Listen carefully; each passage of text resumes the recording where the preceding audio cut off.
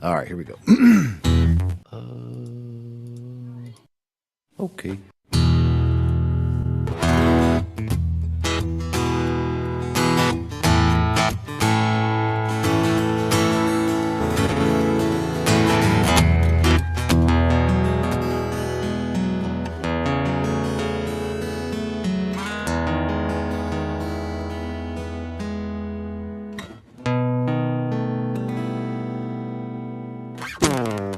Is it a hump or a drop? What do you say? You got to twist your words in every which way, because the motto will always dictate what you do.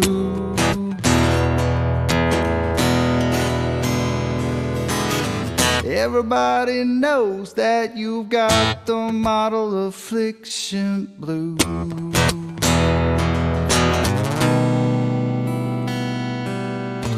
Is it a straight line or does it curve? Some people unclamp it, but that is absurd. We all know that the model will always dictate what you do.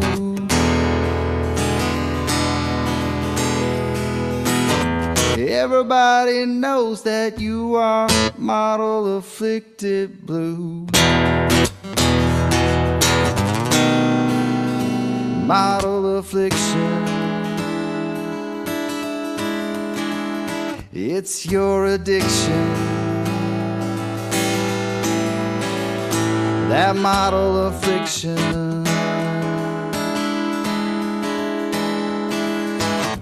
It brings you so much pain. It's your ball and chain.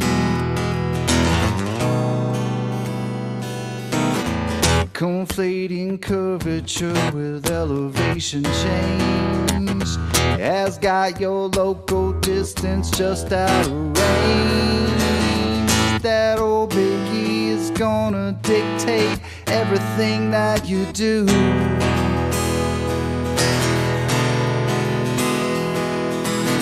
And everybody knows that you got the model affliction blue.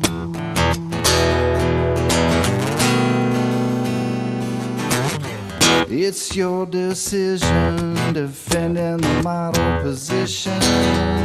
You just don't know the geometric proposition. That old ball, it'll always be illogical to you.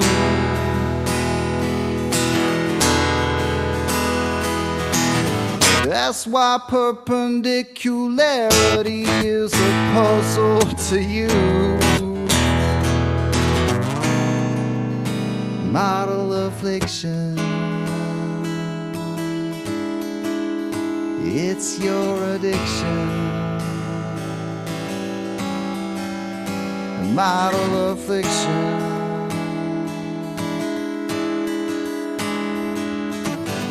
It brings you so much pain. It's your ball and chain.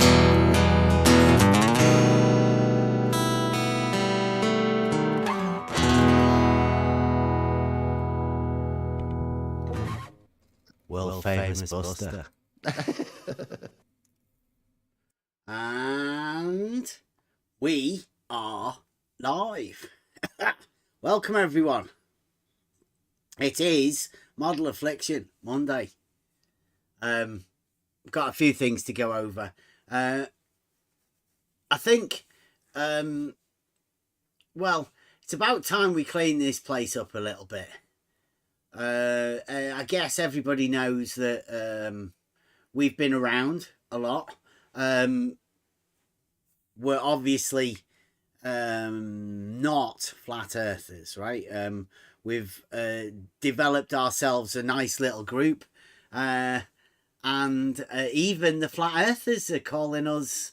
The flat earthers have got a chance to be bigots, to make a nice little group of people over here on the level. Not only do the dogmatic globe guys get offended at the things that we say, but also the flat earthers now too. So I don't know, it depends. If you class yourself as one of those flat earthers, then join in with the hatred or whatever. Because, yeah, it's going to be a fair bit of it, I'm guessing, because it's not going to get any better. Now, a few things to go over today. We're going to go over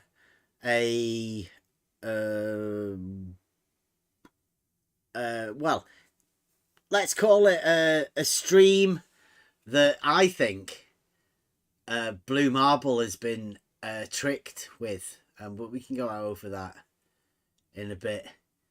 Like, we go out every morning. I like to go out to have a chat with as many people as possible, different places. The place that we've been looking at just recently is an extension of a place where we started, really. A lot of us, we've heard a lot of talk from this group of people that I consider pushed us out right at the very beginning when we came into, I don't know, when people come into this arena, they come in to listen and then they come in to get involved. Well, 24/7 Discord, Flat Earth Discord it was, 24/7 Flat Earth Discord, seemed to be a place where you could go and have a chat. And there was another place called Debate Flat Earth and More. Now, it was made pretty obvious that Debate Flat Earth and More and 24/7 Flat Earth were places that just didn't seem to want us around, so we didn't really go there. Although that's where we started off at, right? 24/7. We got pushed out of there quite early. And while we were there was this group of flat earthers. Now, they're still there, still around.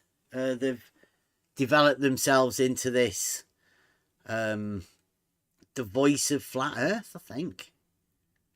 But as we've pointed out, it's not flat, and their arguments are rubbish. I've got no arguments. And what we've been doing, or what I've been doing personally, is been on a journey to learn rhetoric. And, along the way, I've learned a bit of logic, made friends with a few people, and done some tests and gained some proofs. Well, I guess the learning process is over, and I think I'm ready now to be able to express this stuff that we've got. Just a few little tweaks need putting on it. Now, there is proofs that we do have. And we also have developed certain arguments and certain flaws, I think, that are within the flat earth arena. I'll wait for a few more people to come in. So when there's within this arena, I consider the old flat earth and globe earth thing a bit of a trigger for anybody within this arena. So we developed a way of trying to not talk about it, because that's where people get angry and upset, and people say that other people are lying. So we like to stick to the stuff that we can prove for ourselves. And this year there seems to be there's been a steady decline for the flat earthers. Now, flat earthers, everybody knows, flat earthers have always been ridiculed. They don't seem to be able to express what they're actually saying, because nobody actually knows what flat earth is.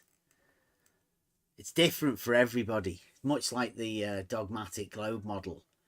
Nobody really knows what it is, because everybody has their own individual model, and whatever it means to that person, that's what it means. And most people aren't, they don't have the ability to be able to communicate what they actually mean by flat Earth. Well, I say it's a misnomer, and that's why people have problems with it, because it's a nonsense word. Well, a nonsense phrase. 2 words put together. Both of them are contradictory to each other. Obviously, the Earth, the land, isn't flat. So we went out this morning and listened to a conversation. Let me see if I can get this up here.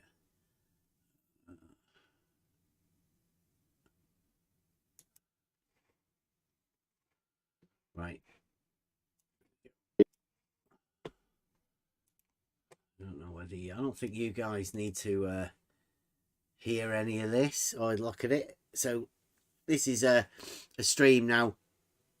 Okay, we went to 24/7 on the politics Discord server.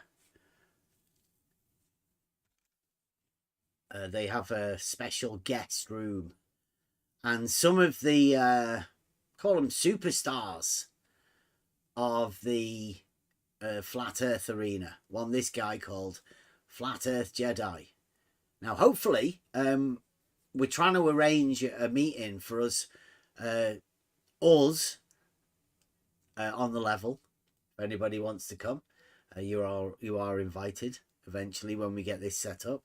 But we're going to be going over to 24/7 Flat Earth Discord, mainly because none of them will come over here because, well, it's a bit intimidating on the level. Let's face it. They don't have the mute button or the block button or the ban button.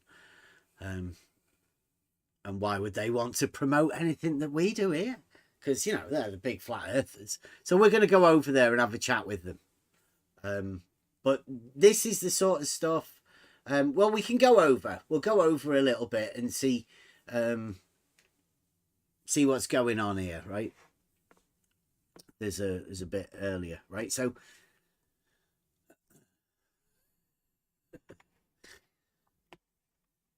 can you guys hear that? Earthers say that the Earth is. Can you hear that? Do you guys hear that? In Discord? Yes. Okay. Right. So what we've got here is this is just some random guy that's going round asking questions of the flat earthers in this channel. There's a little bit of me talking, but let's go with this. So this guy comes into this channel. Earthers say that the Earth is flat. So why do flat earthers say the Earth is flat? Come on. Why do you believe the Earth is flat? Yeah, I'm asking you now, being as you seem to have watched videos about it. So it looks like you know why flat earthers say the Earth is flat. Right, so a guy comes in and asks, why do you believe the Earth's flat? And immediately gets it turned round on him. We call that a sophersal, where you just repeat the question that somebody else has asked you to the person that's asked it. Sometimes it works.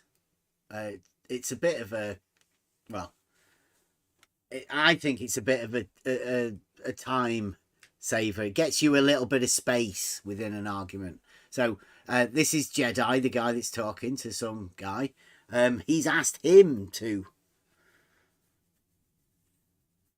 say why he thinks that the Earth's flat, but he's the one that asked the questions. But continue, the conversation continues. Why is that then? Why is that then? Says Jedi. You're not coming across very well at the moment, are you? He then accuses the guy of not coming across very well when he reversed the question that the guy asked. Puts the other person on a bad footing to start off with. How about you just answer the question? Why do you believe the Earth is flat? The guy sticks to his guns. Tells Jedi, why don't you just answer the question I asked you? Why do you believe the Earth's flat? You're the flat earther. Oh, because it's measured that way. It's practically used that way. Jedi replies. I'm going to listen to it again. There we go. This is the guy. How about you just answer the question? Why do you believe the Earth is flat? Oh, because it's measured that way. It's practically used that way. Yeah. It's measured that way, he says Jedi. The guy, remember the guy asked him? Which way? Well, that means flat, measuring flat? Yeah, it's measured that way. Strange. Yeah, it's used that way. Let's see what it says. Because it's measured that way. It's practically used that way. It's practically used that way. You Can we use the Earth practically? Can we just for those who, especially Rob Keane, who I've been talking to about the word "it," make sure we're being clear about the subject here. So the subject is Earth. Yeah.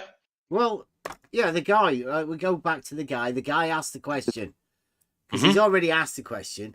Jedi's rebounded it, and this is what the guy says. How about you just answer the question? Why do you believe the Earth is flat? Why do you believe? Earth is flat? Earth is flat. Yeah. And then Jedi responds with "it," assuming that it means Go on, it means Earth. Here we go. Oh, because it's measured that way. It's measured that way. Yeah.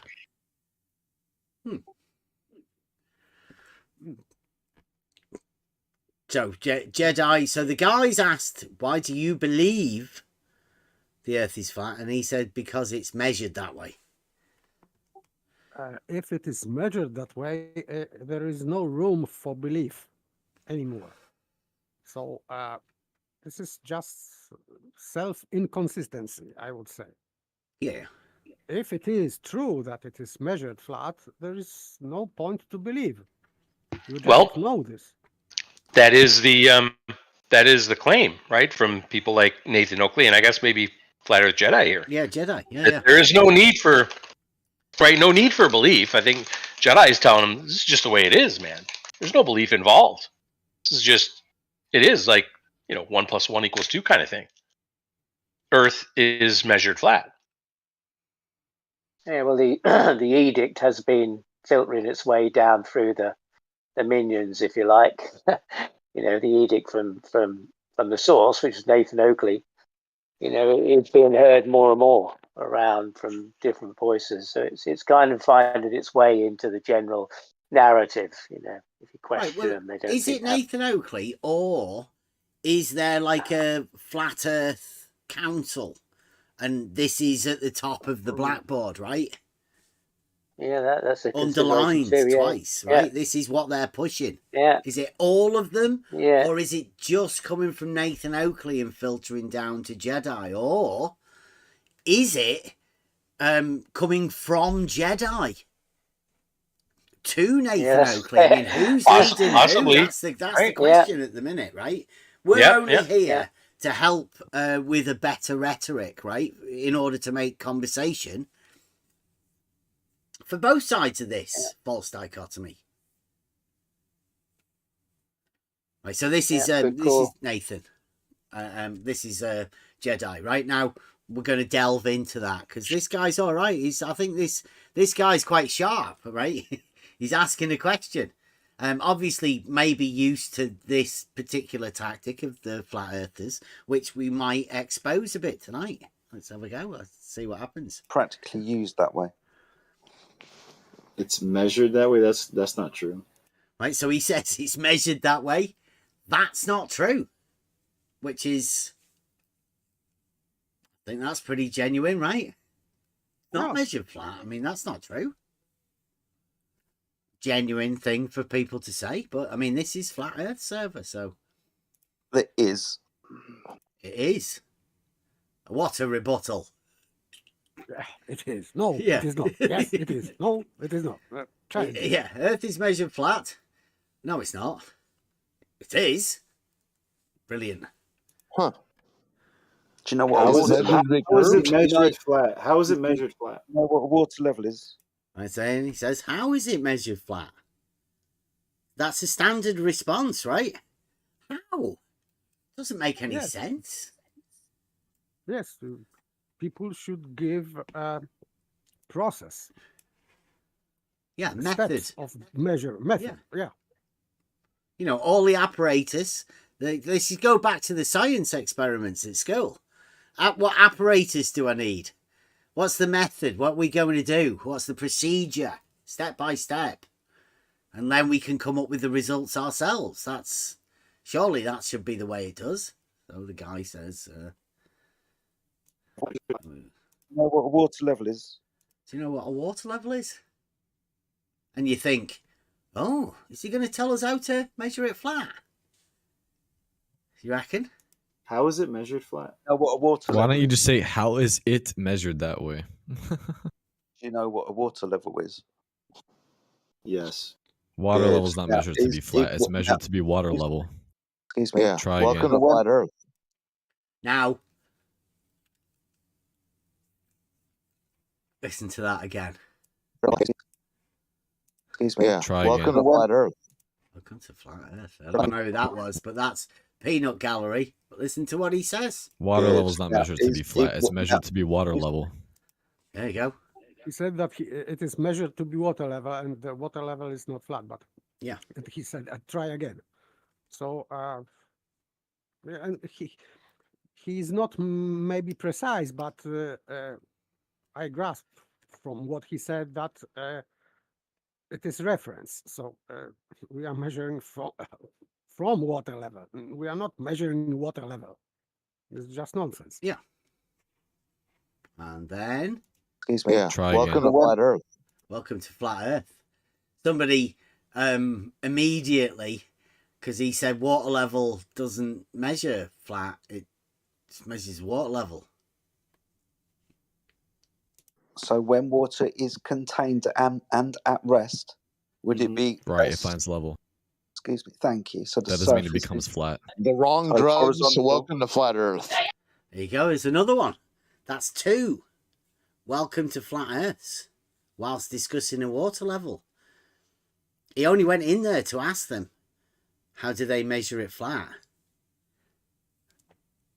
And now Jedi's talking about a water level. So horizontal across the top then. The Thank you very surface much. is horizontal, isn't it? Surface is horizontal. I'll miss this bit. I've got to... I think he's talking about water level. I think. Yeah, I'll come back. I've got a little a clip that later on where I ask him. I can bring it back and What? Frank. The horizon is horizontal? Is that what you're asking me? What? Excuse me. Right, it's like I've got to say it again. When contained at rest, water is horizontal upon the surface, isn't it? when it's contained and at rest, water is horizontal at the surface, isn't it? And you're thinking, I think we just established that, didn't we? But, you know, he might be going somewhere with it. No, only from a close distance it looks that way. Only from a close distance. So Here can we you go. tell me what distance water curves, please? Can anyone answer that? I cannot, but this guy now is asking at what that it is curving. So Yeah, where did that come from? Well, if you're on the beaches of, say, I don't know, like probably not Waikiki, that's probably not the wrong, but anywhere where there's good surfing, then the water curves pretty aggressively, pretty close to shore. At what distance?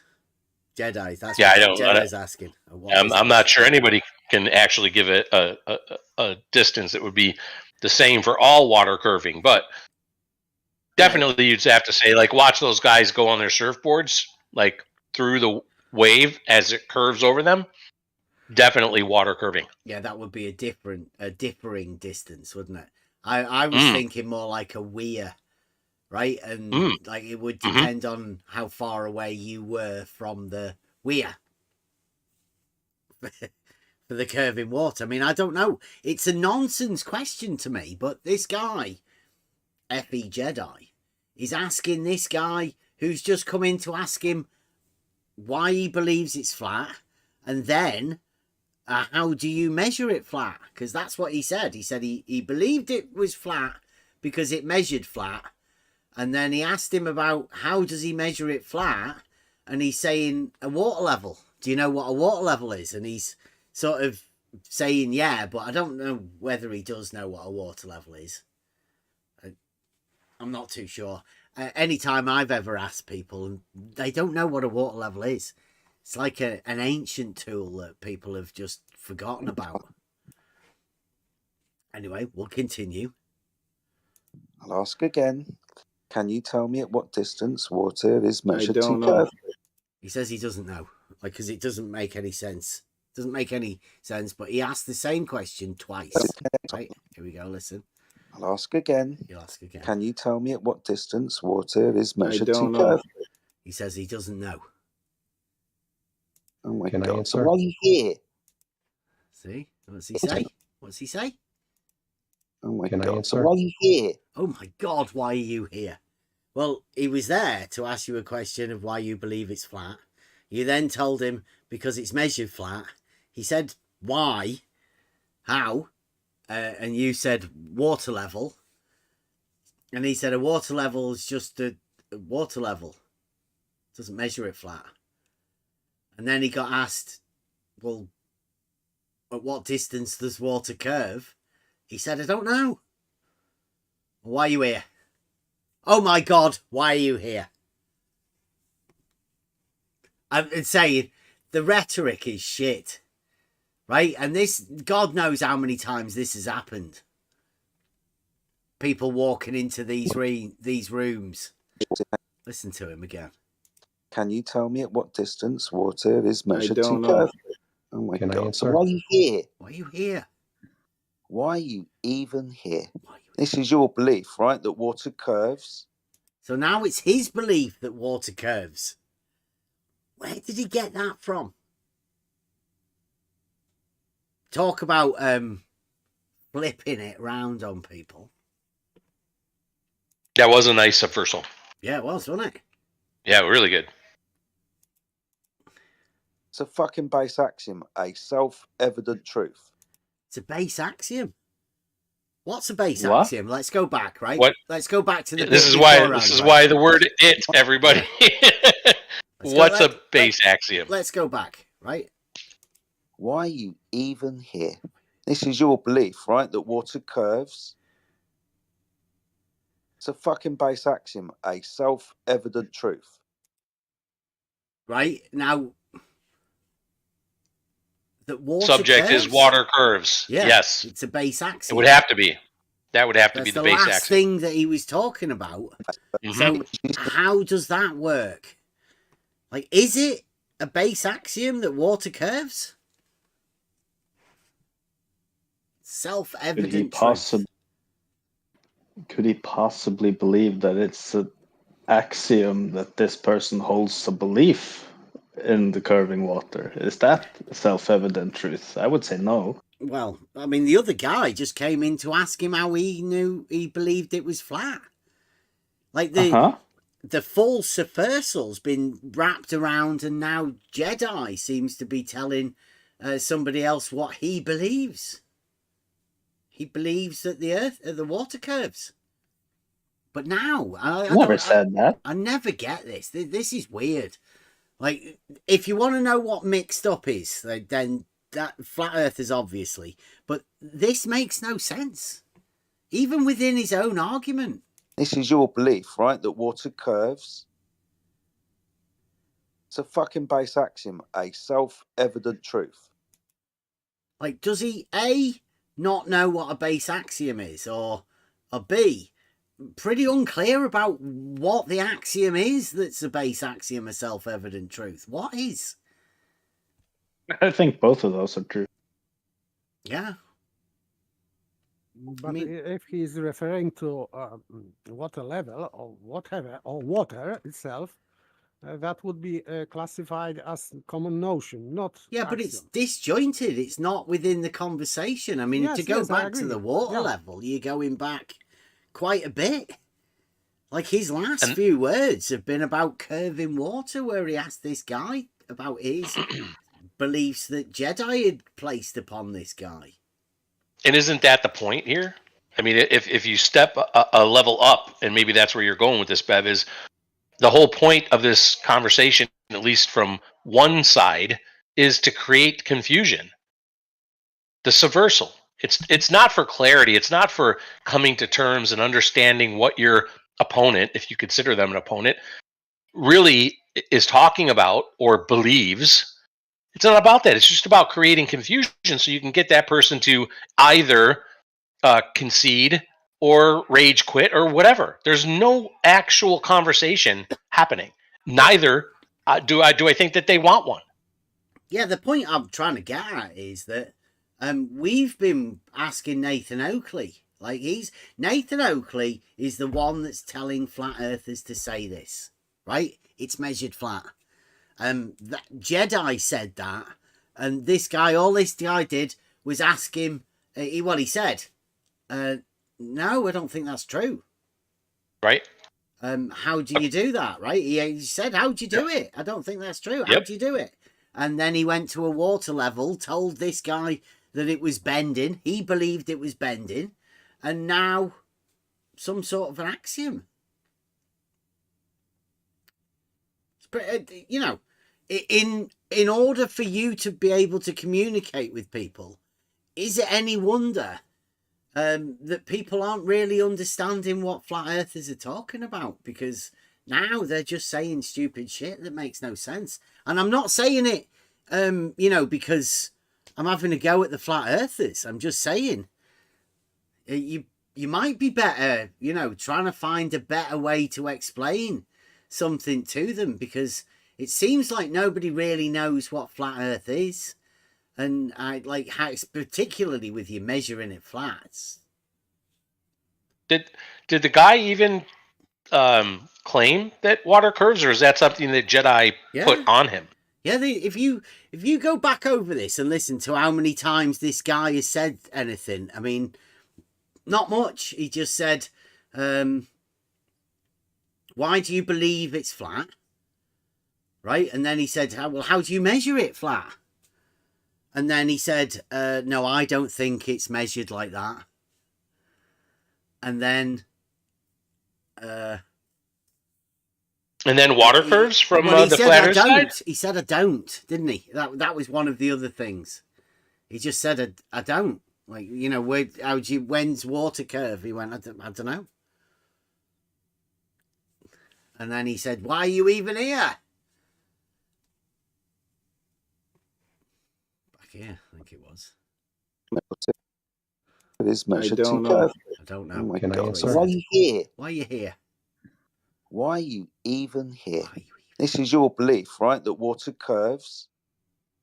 So he's just like Jedi's just handing these beliefs to people. It's a fucking base axiom, It's an a axiom. self-evident truth that when water is contained at rest, the surface. When you have of a water droplet, is it flat or does it curve? What I said when water is contained at rest.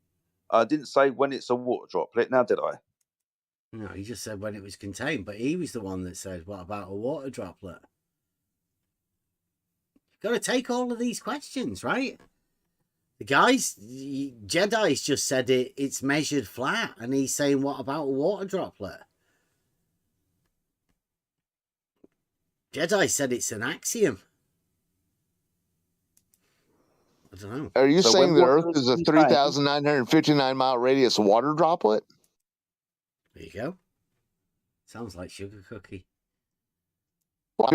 So the guy, after saying that, says, "What about a water droplet?" And look where it's gone now. Somebody from the sidelines. Are you saying the Earth is a 3,959 mile radius water droplet? Yeah. Are you?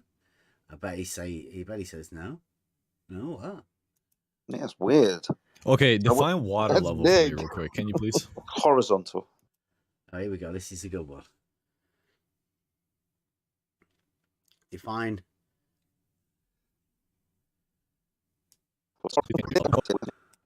So this guy again. Yeah, it's weird. Okay, define water That's level big. for me real quick. Can you please? Define water level for me real quick. Anyone? How can you define water level? Well, you define what car. it is, right? yeah, you could Define say car. it's a tool for Yes, establishing it's a a horizontal plane of reference. It's a tube. You place water within it, it becomes the body of water, right? That's how you define a water level. That's what the guys just asked him to do. Define water level. He might not know what a water level is, particularly within this conversation, because he said, how is it measured flat? And Jedi said water level. Like, go on, define it. Right, so what does Jedi say? There we go. Okay, define water that's level for me big. real quick. Can you please? Horizontal. There you go. Does that define a water level? No. No. Water level establishes horizontal. Yeah, it's not a They are not the definition same. of a water level at all. It's just another word.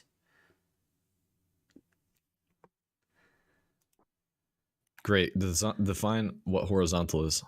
Horizontal having no end higher. Sorry, having no end lower or higher than the other.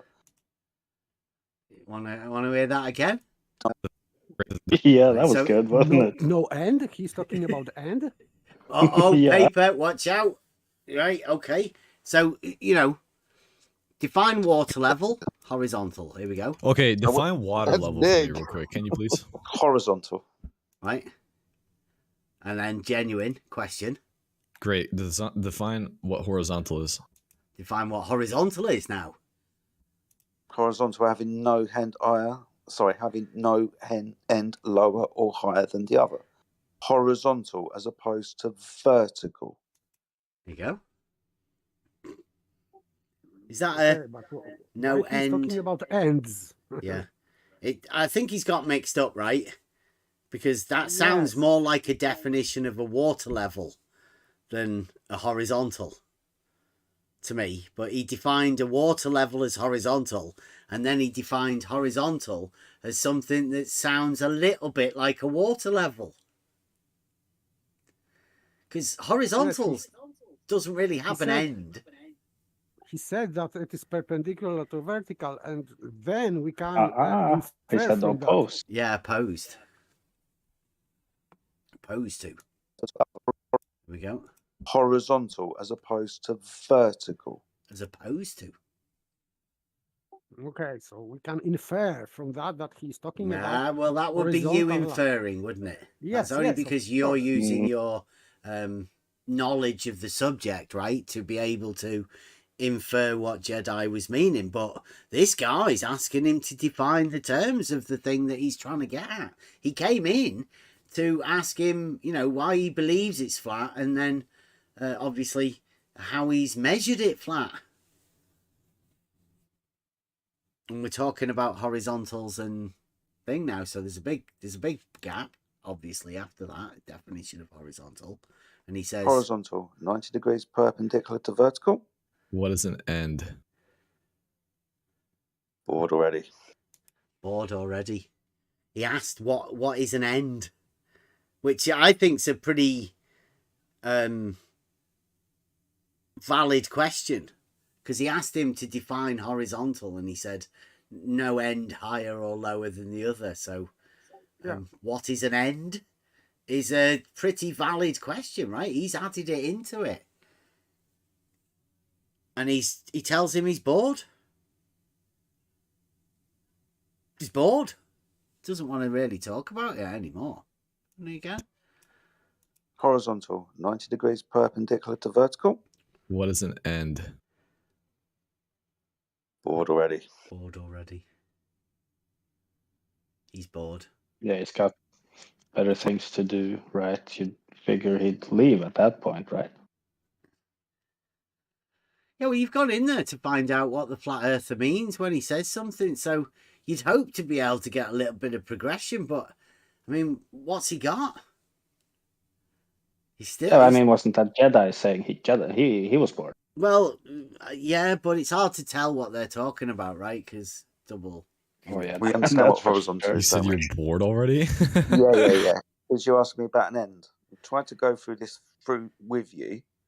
You know what horizontal is. Come on, you've passed preschool, haven't you? That's the preschool. Like, he asked you what an end was. You used it in your definition of horizontal. He was perhaps wanting to understand what a water level was. You told him it was horizontal. He then asked what's horizontal, and you said no end either lower or higher than the other. I mean, that sounds like nonsense. Doesn't make any sense. What's an end? And now he's saying you've passed preschool.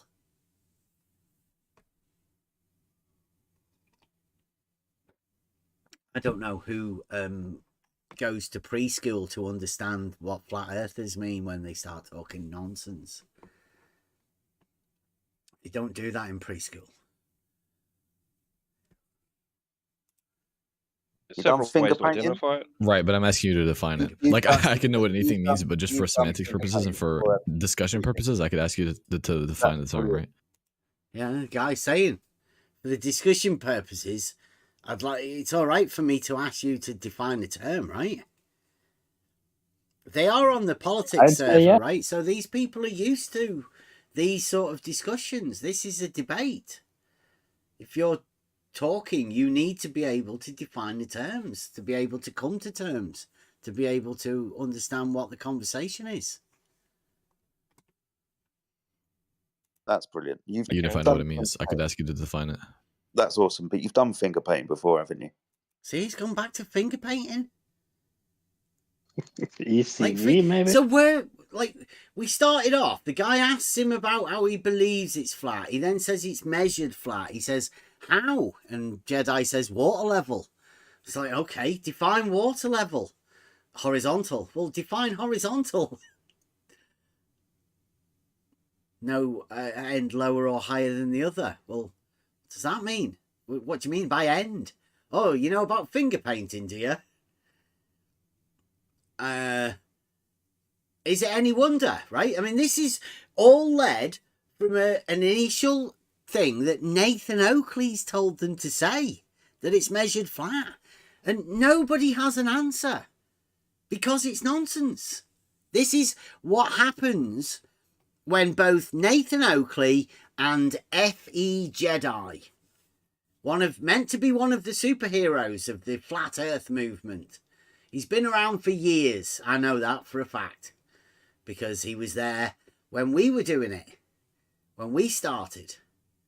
When we were sat in a dinghy at Bedford. These guys were in 24/7 Discord. And it's not looking good. This measured flat is the end of the flat Earth. You're never going to be able to communicate with them.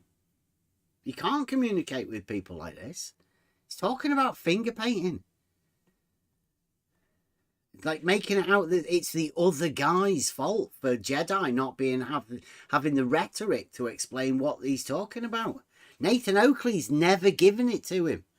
There's nothing to back this measurement of flat. Nothing. No, actually. Oh, that's interesting. So water. I've done hand painting before. Water is described as horizontal upon the surface when it rests and contains. Yes or no? Here we go. Listen to that again. I mean, it's not even expressed in a very good way. Oh, that's interesting. So water. I've done hand painting before. Water is described as horizontal upon the surface when it rests and contains. Yes or no? Water is described as horizontal when it's contained. Yes or no? Depends who's describing it.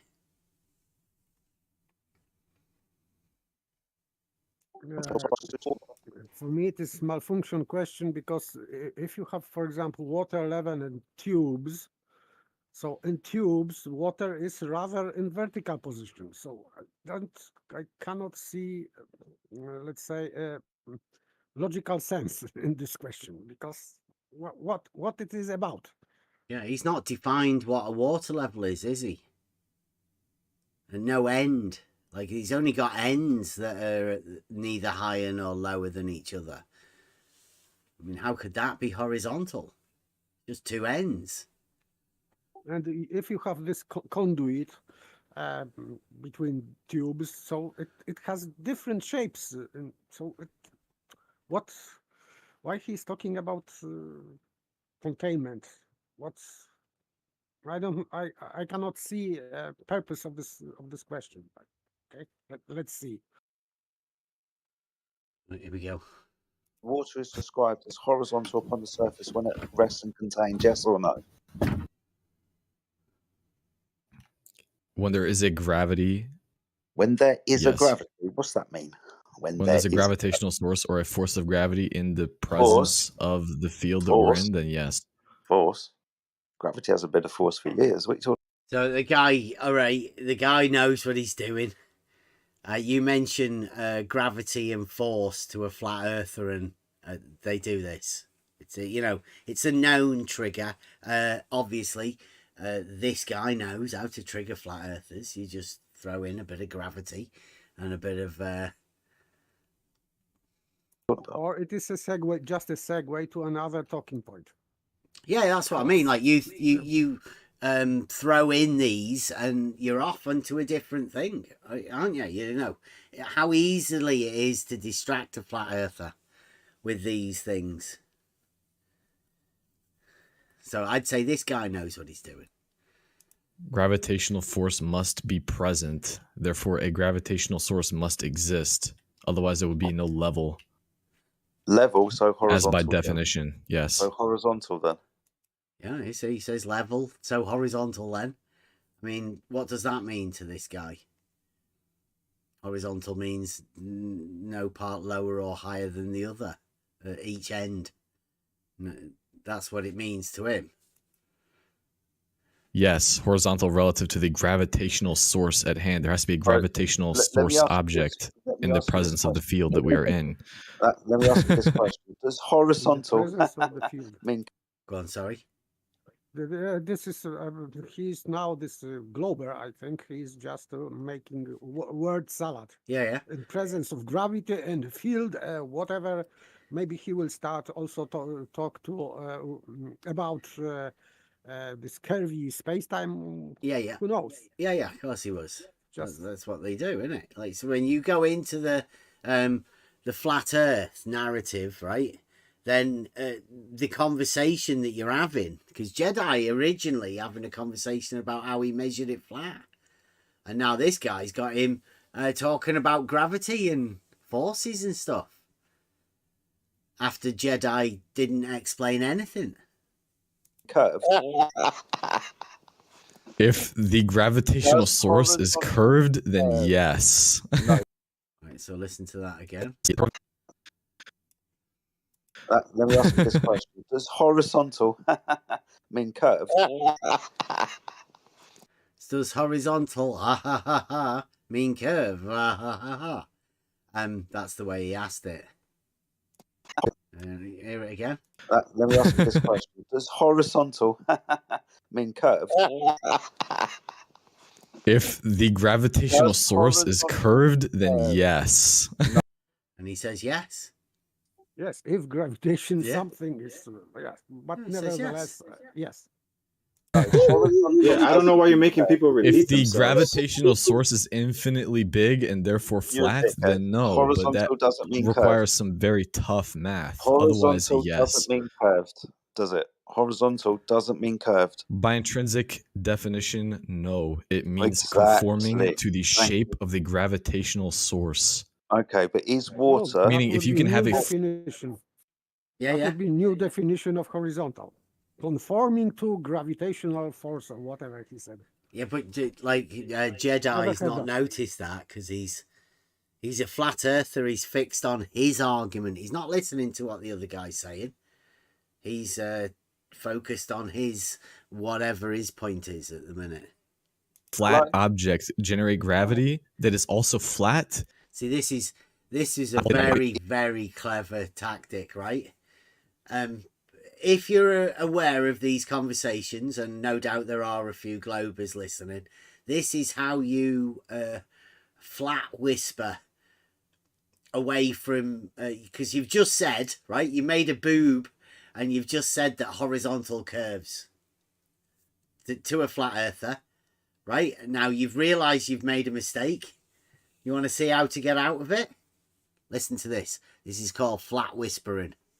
This is how you do it. Okay, but is water... Meaning, if you can have a flat object generate gravity that is also flat, then yes, you can have a flat water level. Explain to me how you have a flat gravitational wave coming from a flat object creating a flat gravitational force. Then, then I will accept your premise. So did you notice? Do you notice how he did it?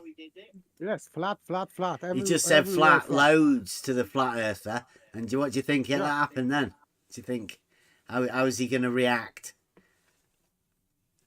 Let's see. The water level is flat. Yes. This is simple. Jedi. Hey, Jedi, please.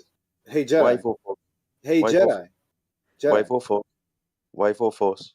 It's just gone into a wave or force thing. The flat thing reprogrammed him into a wave or force thing. It was brilliant. Yeah, and by the way, this guy was talking about flat objects, so he was just using word flat everywhere. But his statements was just nonsense. Yeah, but he just used flat. He overloaded Jedi with flat, and well, listen to it again because I think this is genius. If you are listening, right, and you are one of these globers trying to pick up a few tips on how to flat smack him, I think that's what it's called. This, isn't it? Then I will accept your premise. The water level is flat.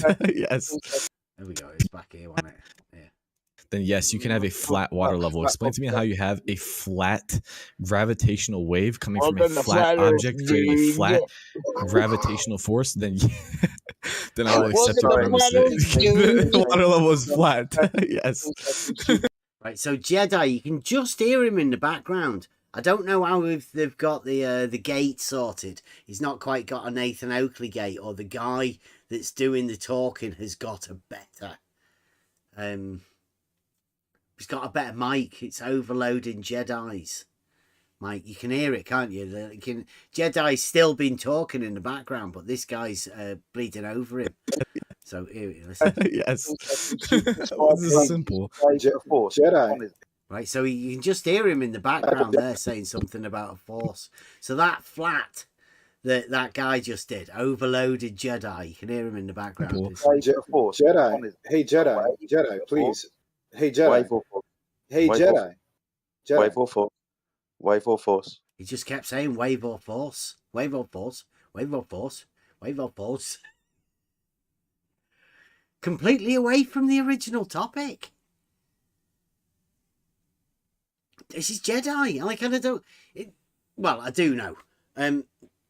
They can't talk about the measured flat. Nathan Oakley does this the same.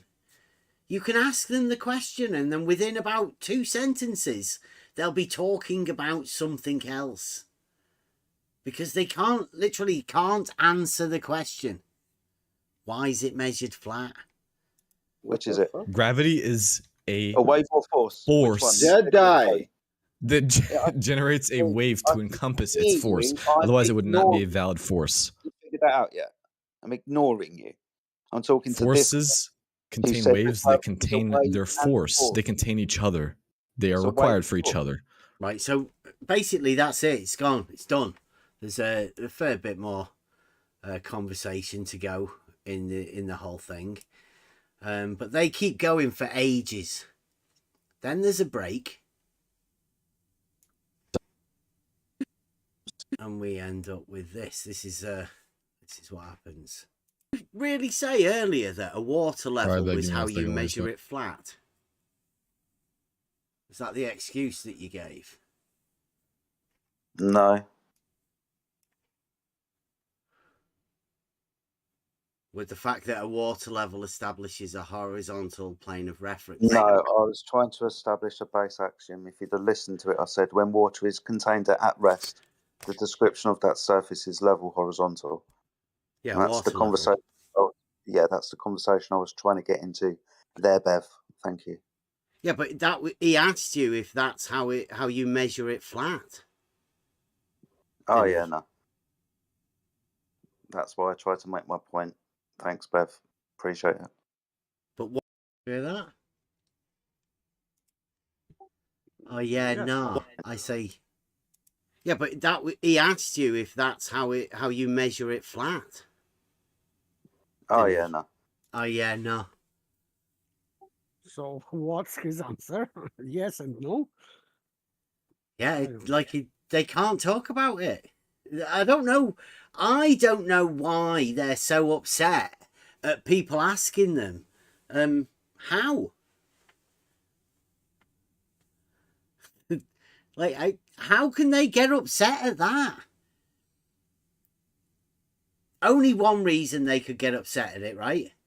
Because they've got no answer. It isn't. It's just not measured flat. Yet somebody's told them to say it. Now, you ask me, who's giving the orders? Is it some flat earther, you reckon? I don't think it's a flat earther. I don't think a flat earther would want flat earthers to look fucking ridiculous. You'd have to seriously think about who's telling you to say this. Because that's Jedi and Nathan Oakley who get really upset at these sort of questions. Finish this question, right? That's why I tried to make my point. Thanks, Bev. Appreciate it. But was that the reply that you gave him? No. Fifth time. Okay. So there was something else there, was there? Yeah, we never fucking got there. Okay.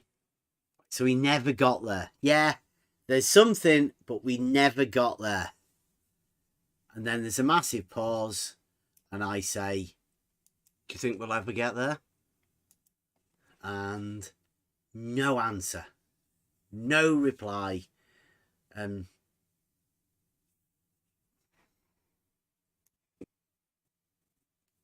There will be no reply because how can you reply?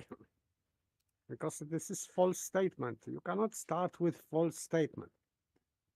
Well, remember, we'll go back to this bit because I asked him, right? He's just gone through that. We've heard the beginning bit, and obviously this is like near enough half an hour later of him chatting to the guy. It goes quiet, so I thought I'd ask. Really say earlier that a water level was how you measure it flat. Is that the excuse that you gave? No. He said no. So when the guy asked him, how do you measure it flat? And he said, do you know what a water level is? That wasn't him explaining how he measured it flat. That was him leading on to something else. But he didn't seem to know how to explain what a water level was, what horizontal was, what the method was for any of this measuring it flat. And there is none. There is no method. There's nothing.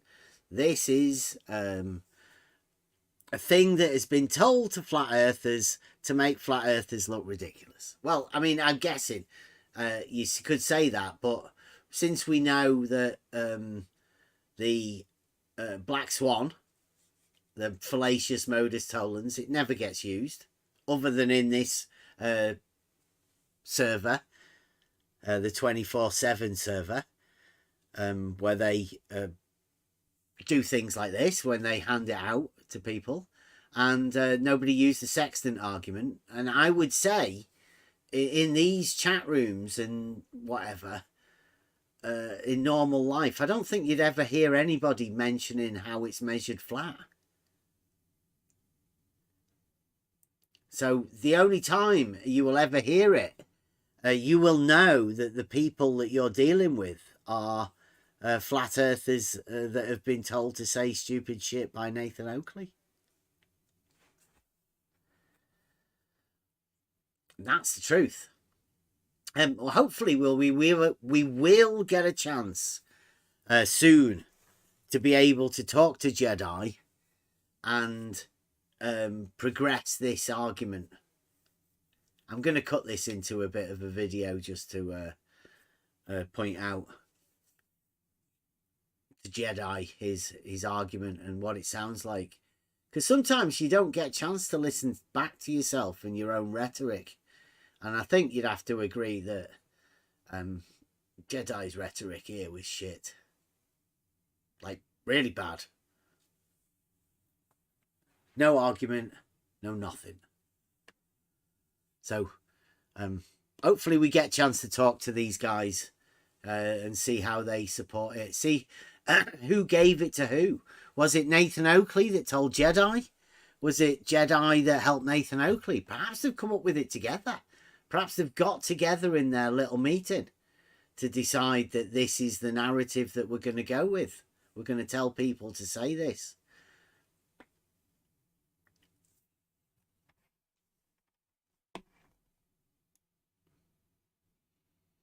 We have had a few conversations with a few people recently, and I'm pretty impressed with the rhetoric that we've got around here.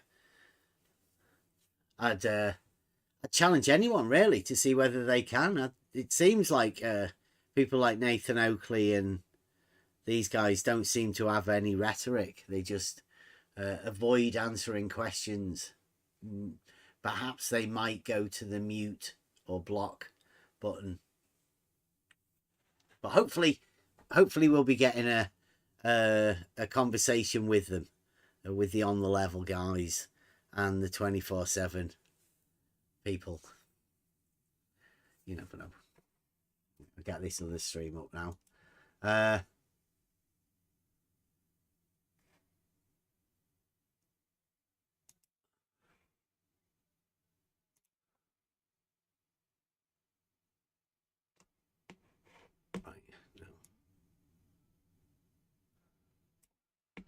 I might need to get this one on the thing, so give us a chance.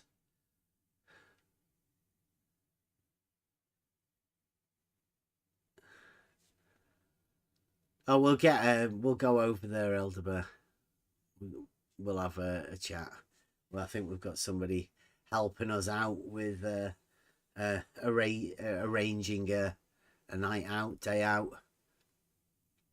I'm hoping QE's going to be over there as well.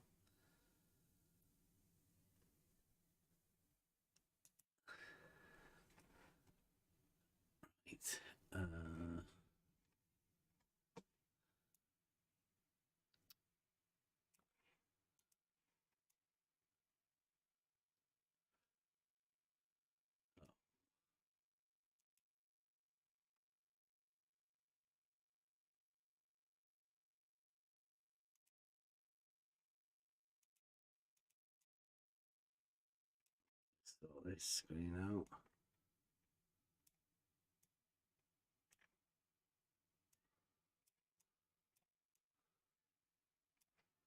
And try and get it so it's full screen so you guys can see it at least.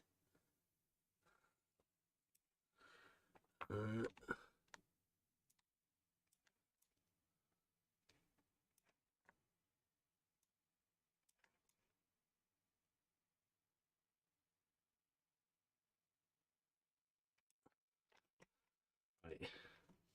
So this is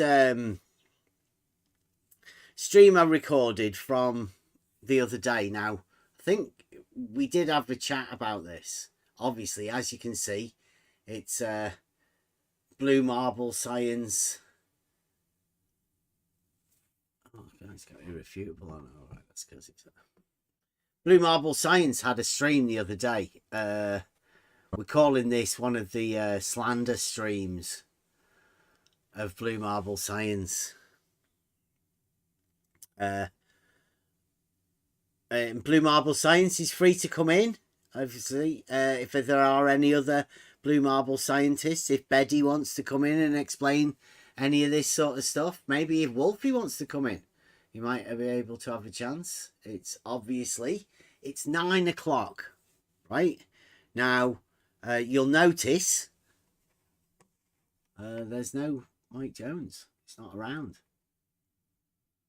That's because he's at work. Now, obviously, Blue Marble Science did a stream last week. when was it? Was it Thursday last week? It was. I think we talked about it. But some things have come to light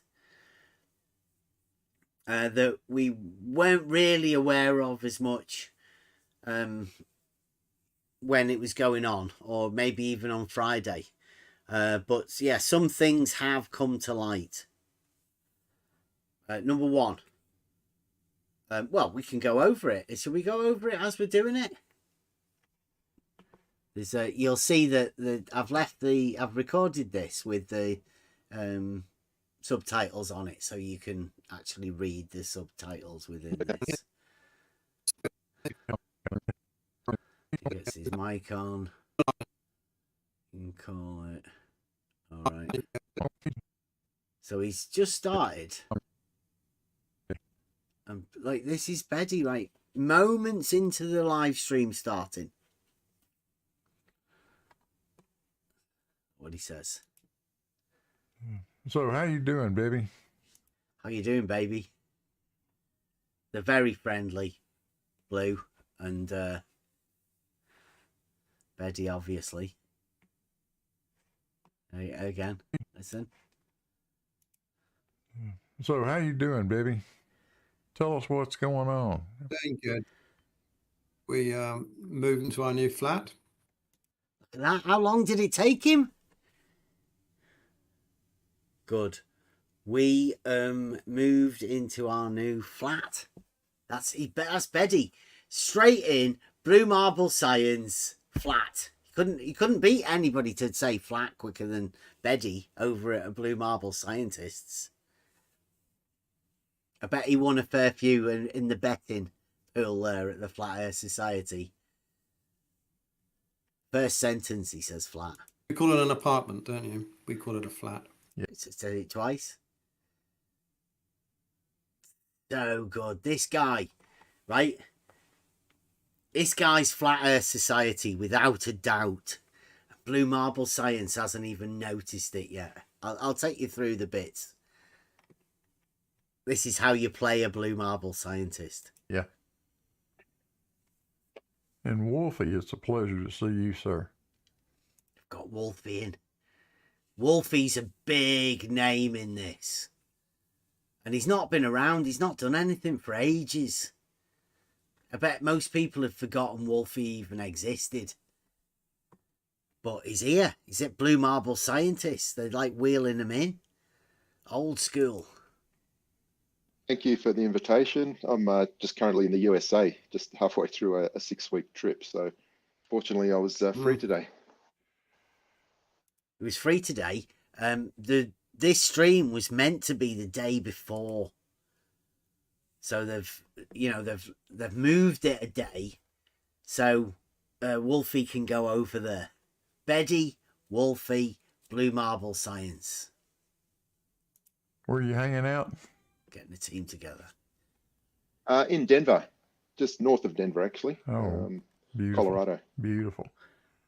Yeah, it's very beautiful outside today. There'll be a lot of snow on the ground up there, I would think. Yeah, there was on the weekend. Saturday was heavy snow, and it's still sort of a little bit sitting on the hills, but most of the roads have cleared up. Yeah, they're equipped to handle that for sure. With Wolfie, sit down. Coffee with Wolfie. Wolfie. With no further ado, here we go. Why don't you tell us what this is all about, baby? Maybe. Let me do that. 1 second. Okay. Right, so here we go. Blue Marble Science has got Wolfie over, and he's handing it over to Betty, or Bebe, as Blue Marble Science calls him. And this is what it's all about, right? This is the presentation. Betty's going to tell us what it's all about. Bebe, take it away, Bebe. Okay, thank you, Blue. We did invite Mike Jones along a couple of times, and right, here you go. Take note of that. We did invite Mike Jones a couple of times. He sort of said he might come, then he said he wouldn't come because he'd been banned, but he hadn't been banned. So he said he'd been banned, but Beddy says he hadn't been banned. Hadn't been banned. He'd been banned. So it's a little bit of mistrust, right? At least on our behalf. But Blue Marble believes everything Beddy tells him. It's amazing. Invited him again. So that's 3. 3 invites that Mike supposedly had.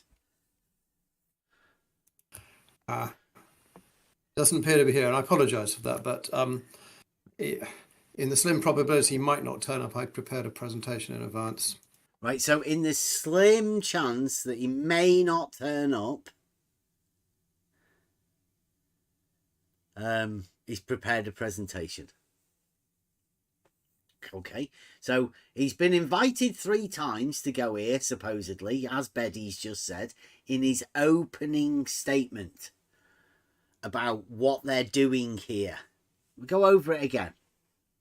Listen to this. This is Blue Marble Science saying what we're doing here, and then Beddy telling us what we're doing here again in full. So, well, with no further ado, why don't you tell us what this is all about, baby? Let me do that. 1 second. Okay. Thank you, Blue.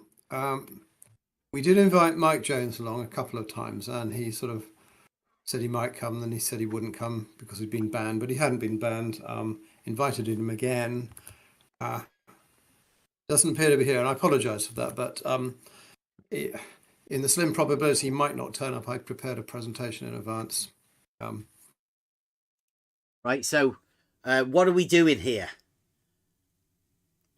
Would you go into the presentation that you're doing and tell people about the presentation that you're doing, or would you bring up a load of shit about somebody else that isn't there?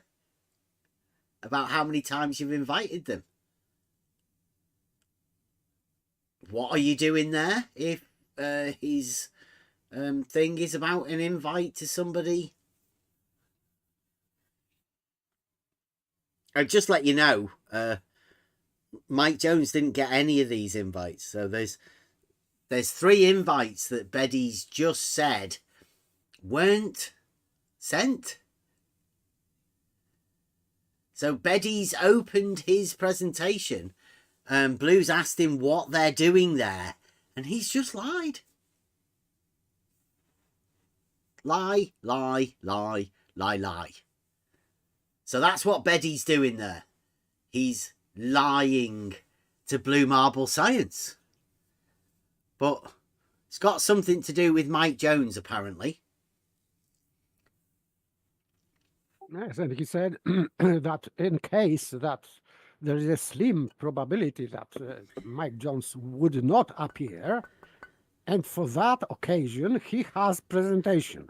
So this presentation is instead of inviting Mike Jones.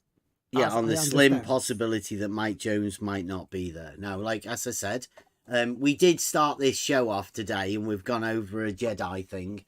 It's gone past 9 o'clock now, so it's when this started at Blue Marble Science's stream. It was at 8 o'clock, like an hour ago. So we're an hour behind the time that we're at now, and like I just said, Mike Jones isn't here. It's because he's at work. So what chance is there of Mike Jones being there? We'll go over it, right? Because this is Beddy's stream. That Blue Marble's given it to Beddy's stream. It sounds like Blue Marble didn't even know what the stream was about. Tell us what it's about. Well, he's just told you. Something about inviting Mike Jones. Here we go. Next one. We carry on. Subject is Mike claimed that long haul navigation can only work if level is horizontal, and there's a broader theme around that which I'm going to cover. Broader theme, right? Mike claimed something. Really? Where? So his presentation is about Mike Jones's claim. Claiming supposedly. something, yeah. But I mean, what have Yes, we about- got to say that Mike Jones claimed anything? Just Beddy's word? Because he's just literally lied. He's lied about sending invites to Mike Jones for this presentation, and now he's just saying about Mike Jones made a claim about something. So, you know, vague thing. Blue Marble Science doesn't know what it is. He's handing it over to Beddy. This is what he was doing. There you go. A bit about Mike, not his real name. Bit about Mike. Why? Why do you need to do this? Do you need to know about people? Really? I mean, does it not seem like he's a little bit obsessed, this guy? I think he is, because now he has this board about Mike Jones. His thought about Mike Jones, who he is and who he is not. Yeah. Or maybe he is, or maybe not. Where he hangs out, where he goes for his dinner, whether he prefers McDonald's or Burger King. You know, all of these facts about Mike Jones for some reason. Blue Marble's allowing it though, right? Blue Marble, let us know what you're talking about. I don't know whether he'd actually looked at this or anything beforehand. Hard to tell. He's a regular at On the Level. For those who don't know, it's a... Well, I wouldn't say regular. I mean, we do know Mike, right? I'd say I'm a regular here. Emma's a regular here. I don't know whether Mike Jones would be a regular here, really. He does come round often, but I mean, Paper, you're a bit more regular than Mike Jones, would you say? I think so. I'm maybe not so long in one meeting, let's say, but I'm from Monday to Friday, mostly every time. So, and Mike Jones is not every time. So, yeah, I mean, also, what difference does it make? No. Mike Jones has made a claim, but I mean, he goes to McDonald's for dinner. I mean, really? Does it make any difference? Well, don't know. It depends what you're trying to do, really, isn't it? What sort of narrative you're trying to push. It's pretty obvious what Beddy's trying to do. Blue Marble's allowing it. This is the idea of these streams. No, not a flat Earth channel. It's a globe denial. It's not a flat Earth channel. He's got it here, right? Regular On the Level globe denial YouTube channel. What? We've got... Yeah, that's a lie as well. Tis Globe. On the Level's not a Discord, a YouTube channel. It's a Discord server. So, I mean, misinformation or really bad facts. I don't know. You should really check these sort of presentations, Blue, before you just letting people doing it. Yes, because some people can, for example, search for this channel on YouTube On the Level, and they will not find anything. Yeah. I think. Yeah, no, they won't be able to go and find Mike Jones and his claims or anything.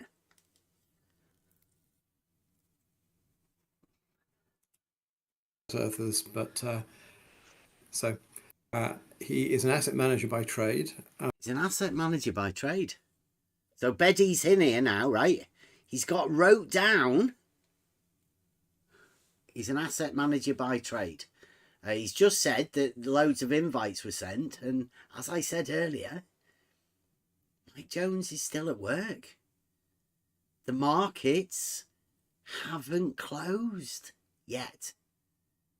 So Beddy's doing this presentation where he said on the slim chance that Mike Jones might not appear, Well, Mike Jones hasn't actually had any invites and the markets are still open. He's not finished work. There is exactly 0 chance of Mike Jones ever coming to this thing. Now, I'd say Betty knows that. The question is, does Blue Marble Science know that? Does Blue Marble Science know that Mike Jones has never been sent an invite? Does Mike Jones, does Blue Marble Science, the guy that this guy's presenting on his channel, does he know that Beddy's just said he's an asset manager and the markets are still open? Because if Blue Marble does know that, then Blue Marble knows there's no chance of Mike Jones going over there. So, begs the question, what's Wolfie doing there? Wolfie's just turned up. Out of the blue. Right, on an off chance that he came over to listen to Beddy's presentation about, well, was it Beddy's presentation? Oh no, he only made the presentation in the off chance.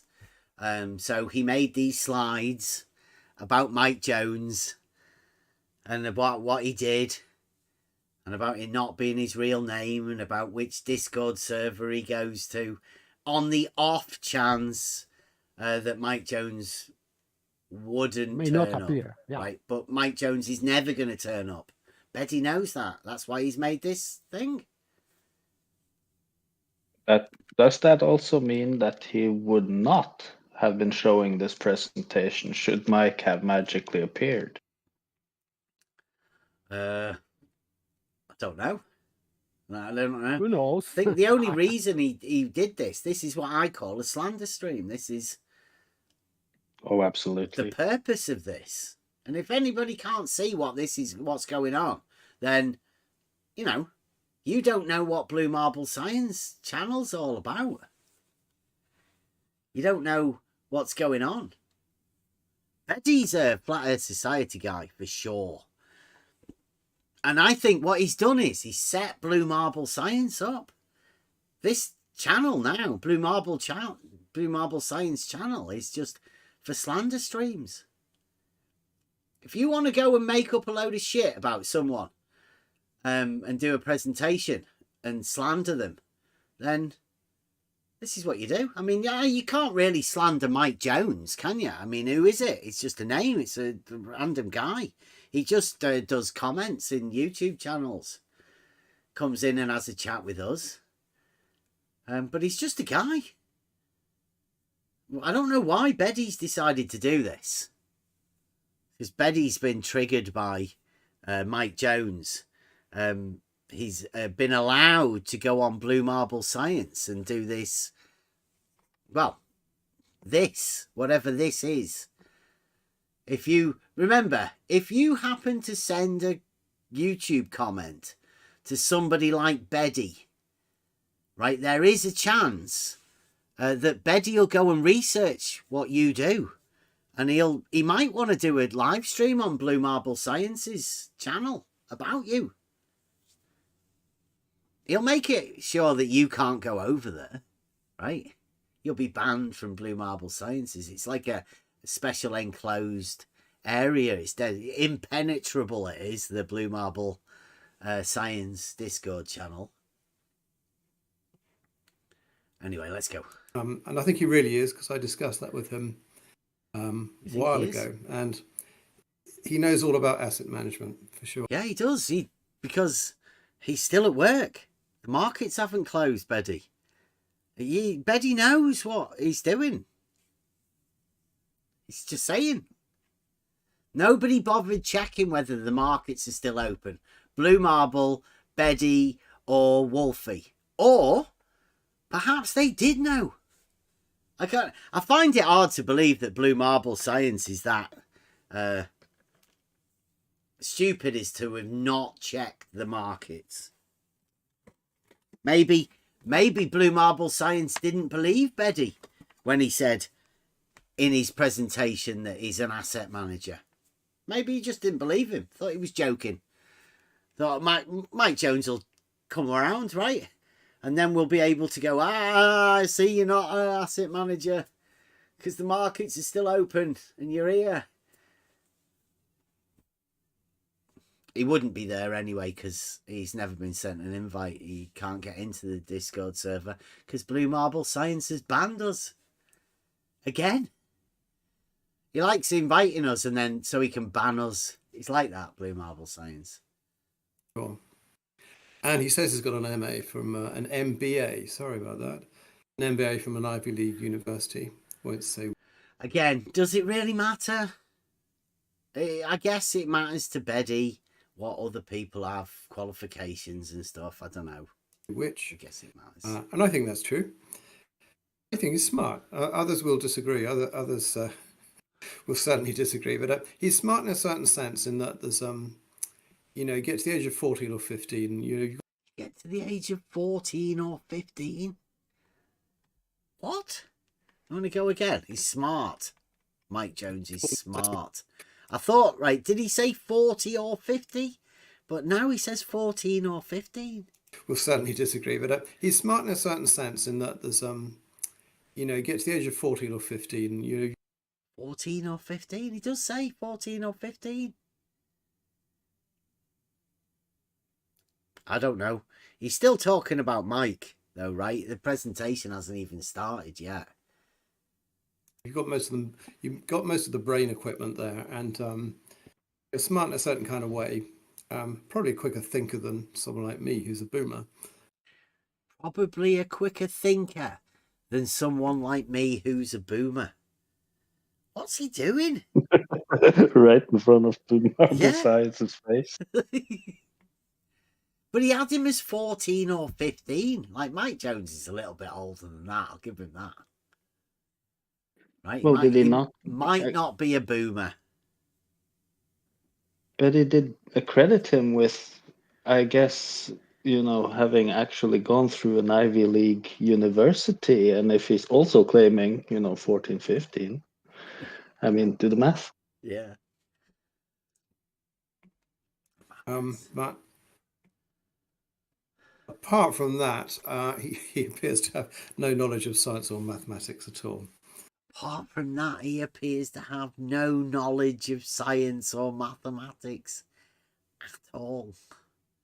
I mean, come on, Beddy. Gotta be joking. Gotta be joking. What was his MBA? Who knows? What interests me, and hence my comment on the title, is that he and a few other people on the level are not. See, he and a few other people are on the level. So that's twice now that on the level's been mentioned. We're actually at the Discord channel we're in now. It's called On the Level. The website that we have is called onthe-level.live. Right? So he's talking about On the Level. He's talking about this place that we're in here now. There's never going to be On the Level representatives over there. Mike Jones isn't going to be there, and there's nobody to represent On the Level over there. So what's going on here is Beddy has got a slot on Blue Marble Sciences to talk about how he's triggered by Mike Jones and the good people On the Level. Listen to it again. What interests me, and hence my comment on the title, is that he and a few other people on the level are not your usual type of globe denier. We're not your usual type of globe denier. What's your usual type of globe denier? Somebody who denies the globe? I don't know. I'm pretty sure we've told them this globe a few times by now. Yeah, I've got a website page all dedicated to it. Tis Globe. So maybe that's what he means. We're not the usual type of globe denier because 'tis globe. Everybody knows 'tis globe. So, like, I mean, is that our denier? I don't know. Blue Marble's allowing it though, right? This is the whole idea of this stream for Blue Marble Science, is to allow Betty to come over and, well, we're not the usual type of globe deniers. Why is that? Let's have a listen. Bad earthers, sorry, globe deniers. Bad earthers. Bad earthers, sorry. Globe deniers. That's bad earthers. And that isn't just a glitch in the thing, that. Listen to it again. Bad earthers, sorry, globe deniers. Yeah, he didn't say flat. He said bad. Bad earthers. So, bad earthers, sorry, globe deniers are typically science deniers. There you go. Bad earthers, sorry, globe deniers are typically science deniers. But we here aren't your regular globe deniers because we say 'tis globe. And by the way, I am no earther, so I'm Yeah, not bad earther. I mean, I don't even know what a bad earther is, but I am not even bad earther, yeah, because I am not earther at all. yeah, we just don't give a shit, honestly. Just reality's enough for me. I'm okay with that. I'm having a hard enough time to find the rhetoric to deal with reality. Never mind fantasy shit. I think that all of science and all of education is just some conspiracy imposed upon freedom-loving Americans by teachers and government. There you go. That's what Betty's been allowed to do. This is the slot that Betty has been given. Right? Remember, what you have to remember is we're not your usual globe deniers, like the ones that deny the globe, because we. Bad earthers, sorry, globe deniers are typically science deniers. I think that all of science and all of education is just some conspiracy imposed upon freedom-loving Americans by teachers and government. Yeah, just opposed upon freedom-loving Americans, so wouldn't involve me. Don't Saragaki, don't think it'd bother him. Paper, no, not. Yeah, I am not American citizen, so. So yeah, what's he talking about? Again, Blue Marble Science is allowing this. It's nonsense, but this is what Blue Marble Science allows. By contrast, Mike believes that all engineering, and this is what he says. Right, so what he says about the irregular globe deniers, right? And then he's contrasting Mike to this other group of globe deniers, I think. So he's made an entire group of people and he's contrasting that group to Mike. And then listen to what he says about Mike. By contrast, Mike believes that all engineering, and this is what he says, all engineering, all construction, and all aviation, but I think probably not aerospace, not rockets in orbit. He thinks all of that depends on level being horizontal. There you go. That's what's different. Or maybe it's not different. I still don't know how engineering specifically depends on level being horizontal. Because, okay, you can use in some fields, but not always. So, for example, there are engineers that are dealing with electricity.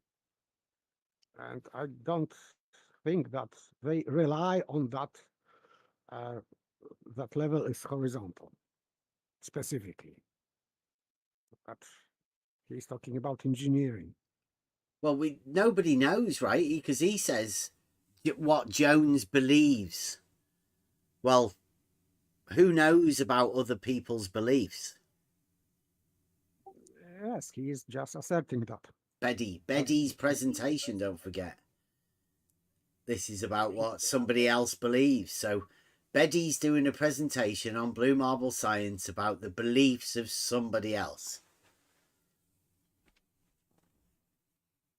Very good.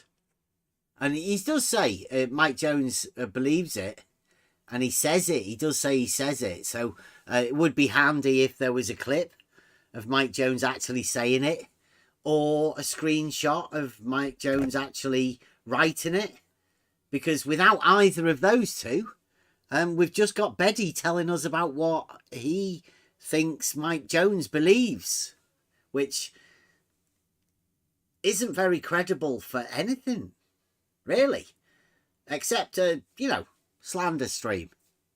If you wanted to make shit up about somebody, what you do is you just make up stuff and provide no evidence of them actually saying it, wouldn't you? Like, that'd be the best way of doing it.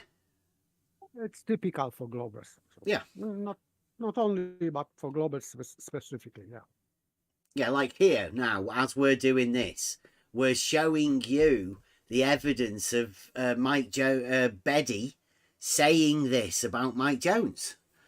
But there's no evidence of Mike Jones actually saying it or writing it in this presentation. You would expect to be able to see that, or I would anyway. If I expected to see somebody doing a presentation, I would like to see some of the receipts for what's being said. Otherwise, I could be making it up. You just have to believe Betty. And since he's lied about sending Mike the invite, he's lied about Mike being there because he's got no chance of being there because he's at work still at work now. Markets haven't closed yet. So, actually, if Blue Marble, if you're out there, I know you're listening in, come on in, defend your man. Let us know why you allowed Betty to do this. It would be helpful, like. Or is this like an advertisement for just other people? Let me get the stream.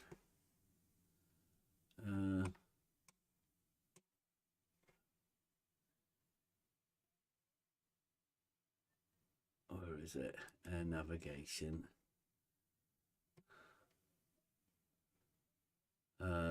1,411 views. You can't actually see that, can you?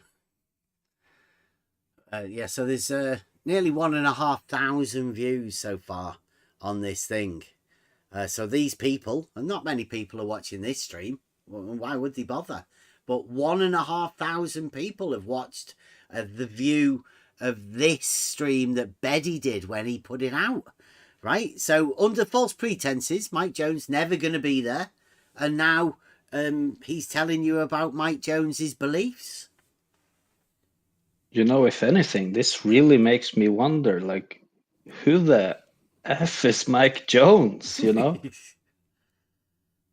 Well, I mean, is that what the idea is? Are there other people who are going to go, oh, who is Mike Jones? I'll have to find out. Is that what this is, Is that why Betty's going into a deep dive and showing everybody on Blue Marble Science stream? Is that a challenge to everybody else now? I mean, who knows? If you look at the chat at the side, you can see some of the comments.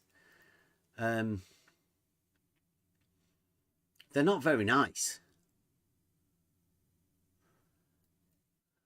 Some of the comments are pretty bad, actually. But again, Blue Marble Science, that's what it's for, I think. This is a slander stream. It's so they can all vent and just, get all of that hatred out. Because all of the stuff that they say about Mike Jones, I mean, it's not true. He's a good guy. People are just people, right? Just trying to get through life. People like Betty and Blue Marble Science make it tricky for people. I think that's their job. That's what they're doing. So he likes to say, everyone knows this. I know this is hard for you, etc. I can see you're struggling with this. Look again. He likes to say, everybody knows this. Go over this again, right? So he likes to say, everyone knows this. I know this is hard for you, etc. I can see you're struggling with this. And the odd thing is that he both denies authority. Right? He likes to say that to who? Yeah. He says it to Betty. He says it to Betty because he's telling Betty that everybody knows this. There's stuff that happens that everybody knows already. He just has to say it to Betty because he seems to deny it.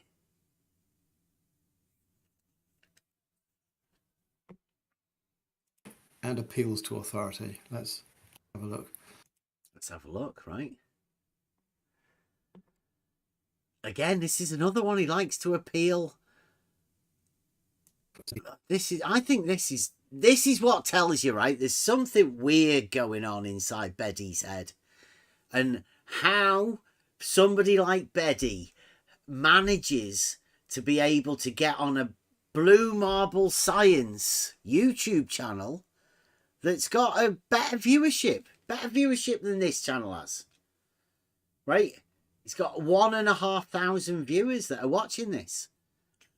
Betty's literally doing a slander stream against somebody who's triggered him on the internet in a comment section.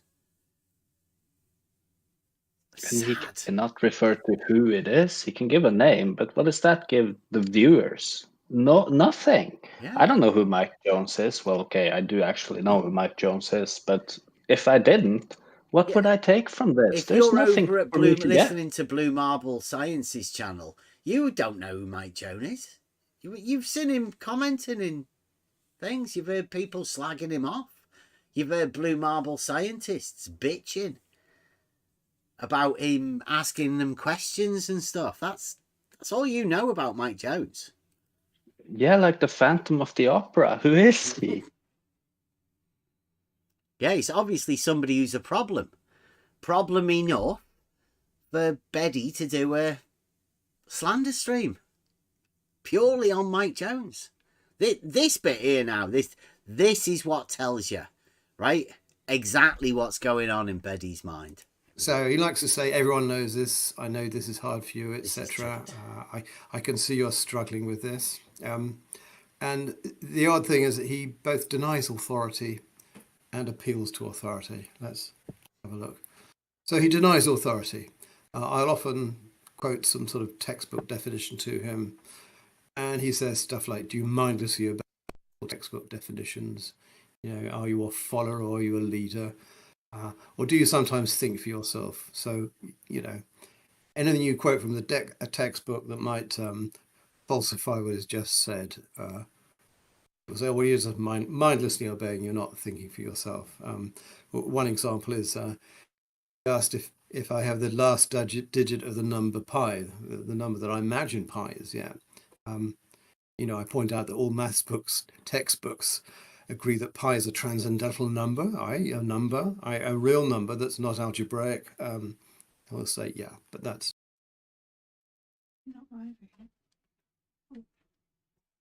Algebraic number is a number. Yeah. What does it... He's asked for the last digit. That's what Mike Jones asked for. And he said it's a transcendental number, it's a real number, it's non-algebraic. Yeah. Do you have the last number? No. Pretty simple.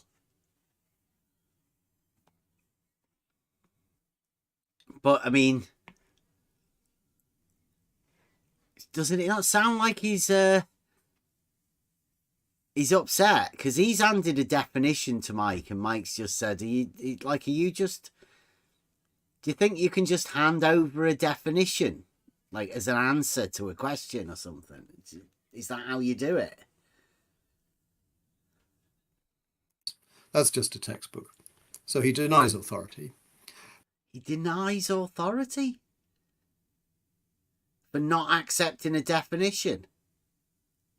But, I mean, has he not accepted a definition, or has he just got a different definition? Like Yes, and definition about what? Yeah. Specifically. The terms, like what is the subject and what's the thing that you're doing? There's no receipts here or anything. He's literally saying he denies authority, right? Because he something to do with definitions. You know, I point out that all maths books, textbooks, agree that pi is a transcendental number, a real number that's not algebraic. I will say, yeah, but that's just a textbook. So he denies authority. He asked him for the last number of pi. And now he's saying he denies textbooks, so that's him denying authority. It's a bit of a leap. And I'm pretty sure if Mike Jones had been there, he'd have been able to defend himself against that fucking ridiculous claim. Blue Marble should have been able to defend Mike Jones against that fucking ridiculous claim. But no. But at the same time, he appeals to authority. I got a question before you carry on. Do we know if people like Betty or others that love these appealing to authority so much, do they go with the definition of curing mental illness is to cut pieces of their brain out? How about that? Because I believe that was probably in a textbook at one point. There were probably definitions about all those kinds of things. Well, I'm pretty sure there's textbooks and definitions of level being horizontal. But, you know, I'm not too sure whether they might deny those definitions. They will, right? But so Betty doesn't think that definitions can and do change, and that maybe certain texts could be wrong, or certain authorities could be mistaken, or not provide a full picture of something. Does Betty believe that there's absolutely no politics in learning or education? If that's what Betty thinks, Betty may be a bit naive. Yeah. Well, I think he's trying to set up Mike Jones in a contradictory position where he both appeals to and denies authority at the same time, because these are dilithiists that we're dealing with. I think he's just trying to place that upon Mike Jones because, I mean, here we go. But at the same time, he appeals to authority. He seems very proud of the fact he has an MBA. That's a Masters of Business Administration. But, sorry, may I interject yeah. for a second? Because you can appeal to authority and reject authority at the same time, because you can appeal to other authority and reject other authority. Because there are different authorities. In different dictionaries, right? That was that's exactly what my point was. Yes. Well done. Yeah, so now he's got an MBA. Apparently. And by the way, I am that kind of person. Yeah. For example, I appeal to authority of Euclid, and I reject authority of modern mathematics. Simple. Yeah. I reject authority and I appeal to authority. That's my example of appealing and rejecting at the same time, but not the same authority. This is just error of misplaced concreteness. That is called. So wrong category. That he went to some Ivy League university, so he's appealing to authority there, as though it were important he went to an Ivy League university. No. This is the same thing that they sure? do. Yeah, they do this all of the time, right? Mike Jones, right? I know how this occurred. Somebody was bragging about their education, right? And Mike Jones has never really done that. But as soon as he hears somebody saying, "Oh, I've been to university," and blah blah blah, then that's when Mike steps in and says, "Oh, really? Oh, we're playing the education game, are we?" because he's got the top trump, right? But he doesn't Yes, brag that's- about it. He doesn't use it to brag about. He just sort of he plays his card, right, whenever somebody else has played theirs. Yeah, I would say tell me you don't know Mike Jones without telling me you don't know Mike Jones. I mean, that Mike's whole point is exactly that. When someone, because in this arena, that's the big thing, right? It's to shut up the conversation is, have you ever been to university? Well, you don't know anything because I've been to university. And Mike will pull out his bit of a trump card there and say, well, let's talk about, you want to compare brain pans? Let's go. What university did you go to? What university did you graduate from? Because I could talk about that. But obviously, Betty doesn't get the point. Yeah. The point is that doesn't fucking matter at all. It's not really appealing to authority either, is it? Really? No. It's just stating that you've got a university degree. Big deal. I don't think Mike Jones is playing it as like like I'm above you or anything like that. But I mean, obviously, some people are upset about it. Go on, sorry. Wouldn't that make him the authority in their eyes? Because they always play the That's the university point, Buster. game. Exactly. If you're going to defer to authority and universities are your big thing, then you may want to pay attention to someone who went to maybe the leading university in the world. Would make you and got a master's there. How would make you the authority? I would. Yeah. But I don't know.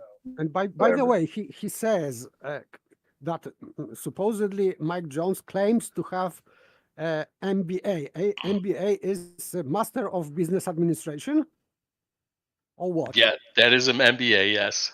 So how it is related to second point? It is not about, because did he receive teaching about this university about vertical lines or whatever? So how it is related is completely non sequitur. Appeal to authority, says Betty. This bit's good. And he says right. This is Blue Marble Science. Listen to this, please. Who could get to say this at on a Blue Marble Science stream? Listen. And he says every vertical line within every vertical plane of reference, whatever that means. Do you hear that? Whatever that means? Yeah. Do it again. And he says every vertical line within every vertical plane of reference, whatever that means. Every vertical line within every vertical plane of reference, whatever that means. What's a vertical plane of reference? I mean, come on, who doesn't know what that means? Oh, well, he said only one whatever. thing. Yeah, he said whatever that means, like he doesn't know what it means.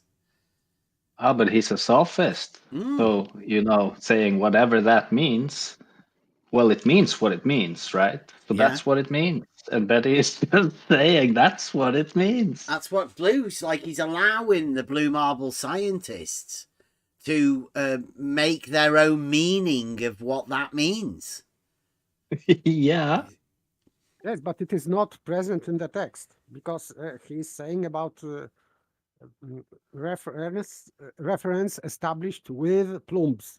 Yeah. So he's very specific in text, but not when he's saying about that. Yeah, I'll read this out, right? Just so we know that when he's reading it and you hear the words, not many people look at the text, right?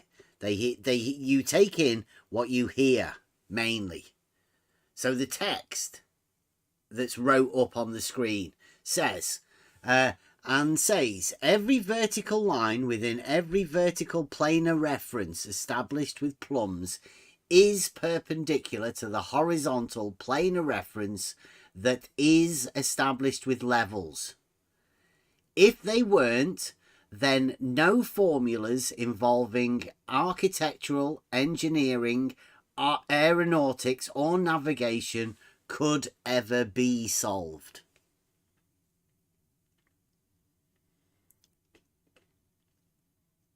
Right? That's what it actually says. And this is quotation from Mike Jones. Well, he's got it in inverted commas, so you would presume that that's what Mike has actually said. But I mean, he's not got the picture. They've not got the screenshot of Mike actually saying that. But Beddy's put it in quote marks. Now, I take it that they are actually quote marks because it says "and says." They're not frantic bunny ears to depict the not that. That's what Mike Jones actually said, right? So I will rewind this. And this is what Beddy voices what he says. Let's see. And he says, every vertical line within every vertical plane of reference, whatever that means, is purpose. Right? He's added a bit in there, whatever that means. Yeah. Established And he's with missing- plums. No, he's not saying that. No, I know. That's He's what I'm missing saying. that. He's missed out. Established with plums. Right? He's missed that out completely. And he's added in whatever that means after the vertical planes. Right? Play it again. And he says, every vertical line within every vertical plane of reference, whatever that means, is perpendicular, right? So he's missed established with plums. Every vertical plane of reference established with plums. Missed out, whatever that means. Beddy puts in its place. Sophist. is perpendicular to the horizontal plane of reference that is established with the levels, i.e., right? This is him adding something, not what Mike Jones said. This is Beddy adding stuff. This is his explanation. Yes. What he means is level is horizontal. He means that all... What he means is level is horizontal. Does he? Because like what he wrote is what he wrote. Well, not only that, he started with the vertical. How is now level equals horizontal? Yeah. How can he mean level is horizontal when he didn't actually write that? And Beddy's interpretation, again. No doubt, if Mike Jones were allowed to be there, or somebody from on the level were allowed to be there to represent Mike Jones, then somebody might have challenged Beddy on this reinterpretation. It's not even what he wrote. But, you know, Beddy's going to do his interpretation as he goes. Plumb lines, all verticals are parallel to one another. And that's not wrote there either. Again, Beddy's just managed to go over to Blue Marble Sciences channel and say verticals are parallel. Like, how did he get to say that? Just repeating what Beddy said. I don't even say that sort of shit. That's ridiculous, but Beddy got a chance to say it. Listen. Plumb lines, all verticals are parallel to one another. Huh? Beddy? At Blue Marble Science? You might get famous for this, Blue. It's like a challenge. I'm pretty sure the Flat Earth Society have got a challenge. I bet you can't get on Blue Marble Science and say this stuff. Say this Flat Earth stuff over at Blue Marble Sciences for us, will you? What you can do is you can say it's Mike Jones saying it, but it won't be Mike Jones saying it. It'll be you, Beddy. But you can fool Blue Marble Science into thinking that it's Mike Jones that's saying it, but it isn't. Who says this? Plumb lines, all verticals are parallel to one another. Yeah? Right in the front of Beddy and Wolfie. Yeah. Blue Marble Science. Boom. Have it, Blue. Take that. And this is not quote from Mike Jones. No? So it is his own words. Yeah. Yeah. Beddy's little extras that he puts in there for Blue Marble Science. Take that, Blue. You've got a Flat Earth Society member in your midst, Blue, and you're allowing it. In fact, you've invited Wolfie over to sit there and listen to it. Such good. Well done, Beddy. And he says, if they weren't, then no formulas involving architectural engineering, aeronautics, or navigation could ever be solved. Note he omits aerospace. Yeah, you simply have to look. Yeah, right, here we go. So he's just said it. And here's blue marble science. Right, Betty's literally just said something that Mike Jones never said, and something that literally only flat earthers say, I think. Well, and people who are unaware of the ridiculous model, and people just sort of doing geometric principles in reality, they'd say it as well. But Betty got a chance to say it over there on Blue Marble Science. And what does Blue Marble Science say? Yeah, you simply have to look up the word sophist. And yes, quite. You'll find a pretty good description of Mike. Yeah. Mike? Oh, but the sophist laughed just at the mention of the word sophist. Nothing to do with Mike. That came after the laugh. Just mind you. You just have to look up the word sophist and you'll have a good thing about Mike. I mean, why? What's Mike done? Mike's put that thing up. The only actual quote that's been on here at all is this quote here. Apart from the other stuff that Betty did about researching Mike Jones and about lying about sending him invites, lying about him actually turning up because he's got zero chance of turning up. This is the only bit that Mike Jones has actually said. And why is that? Sophistry. If there's anyone attempting sophistry here, it's Betty. Literally lying to Blue Marble Science so he can say some stupid flat earth things about parallels.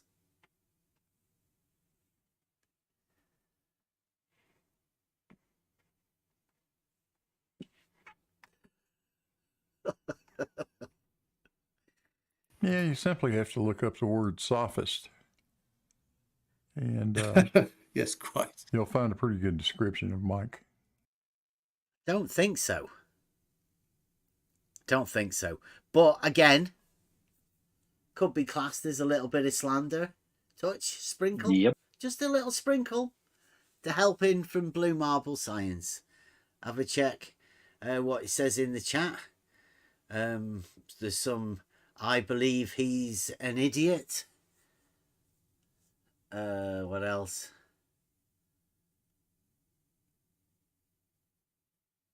All horizontals are parallel equals flat earth, apparently. He probably has a degree from UPenn. I reserve the right to disparage my brother's alma mater. Whatever that is. Let's see, Blue. Let's see. Alma mater is this is where you studied your mother university. Yeah. So for those who don't know, level is horizontal. There you go. Oh, did you hear that? Yeah, like literally, for those that don't know, I mean, but this is Betty, right? This is Betty doing his presentation to Blue Marble Science and Wolfie. Let's see, Blue. Let's see. So for those who don't know, level is horizontal. Now a horizontal surface. Like he didn't say that's a claim or anything. He just said it. Yeah, stated as fact. Blue Marble, no challenge from Blue Marble or anything there, Blue. No, he didn't say that Mike Jones said it. He didn't say that the On the Level crew said it. No, he said for those who don't know. Yeah. Level is horizontal. Yeah. This is first commandment. Straight in at Blue Marble scientists. Tell me, Blue. Tell me. There we go. So for those who don't know, level is horizontal. Just slipped it in as though you never noticed it. Nice little package. I mean, level is horizontal. But for those that don't know, level is horizontal from Betty. On the blue marble science. Now, a horizontal surface is horizontal with respect to some vertical. I think we all agree that. Both sides agree that. Both sides? There's two sides. Betty's got a side rule in play. There isn't really any sides. Just false dichotomies alive and well there. Yeah. With Betty. Yeah, we can just say level is horizontal. Everyone can agree. You don't have to be on any side of any fence. Like, you can just agree to level being horizontal without being on a side, because, you know, it's just something that happens in reality. We can all agree. That's what I like to say. Things that we can all agree on. No need to put sides to anything.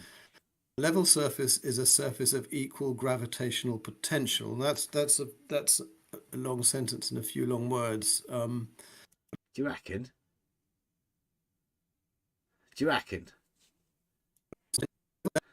We go listen to it again. Level surface is a surface of equal gravitational potential. That's a long sentence and a few long words. It's not, is it?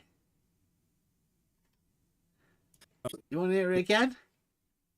Just to make sure.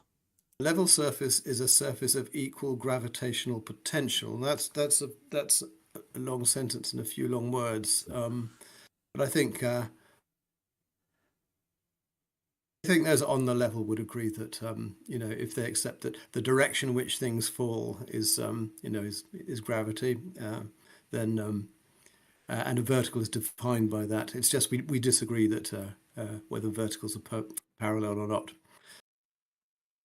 You said that they were before.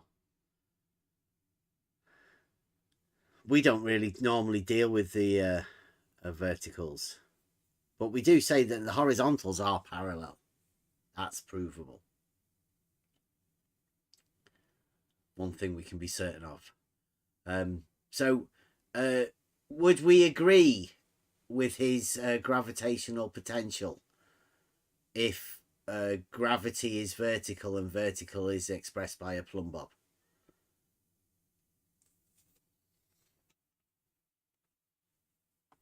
What do you reckon? Nothing to do with strange forces or whatever. And the surface as well. What's that have to do with the plumb bob? Nothing. Gravitational potential. I don't see the link. Well, it's a rather long way round, but I mean, it's not, like he says, it's a long sentence, but I don't think it's that long, really, is it? Level surface is a surface of equal gravitational potential. A level surface is a surface of equal gravitational potential. And the potential is vertical, an equal vertical potential, and equal elevation. I think so. Yeah, I think that in that way, right? Listen to it again. Level surface is a surface of equal gravitational potential. That's a long sentence and a few long words. But I think those on the level would agree that you know, if they accept that the direction which things fall is you know, is gravity, then and a vertical is defined by that. It's just we disagree that whether verticals are parallel or not. Yeah. The direction in, like, I go back over that, right? Because he does talk about those of us here. He's making this third point. If a horizontal surface is also a level surface, it doesn't happen in reality. He's referring to his speculation. Well, I mean, listen to this again. I think those on the level would agree that. Right, so he's talking about those of on the level. So that does actually apply to all of us here, right? Now, he's stating that there's something that we would agree on. Let's have a listen to what it is that we would agree on. I think those on the level would agree that you know, if they accept that the direction which things fall is you know, is gravity. Right. Okay. What's the direction in which things fall? Vertical, yeah, vertical, down. Down. Down, yeah. Yeah, not gravity.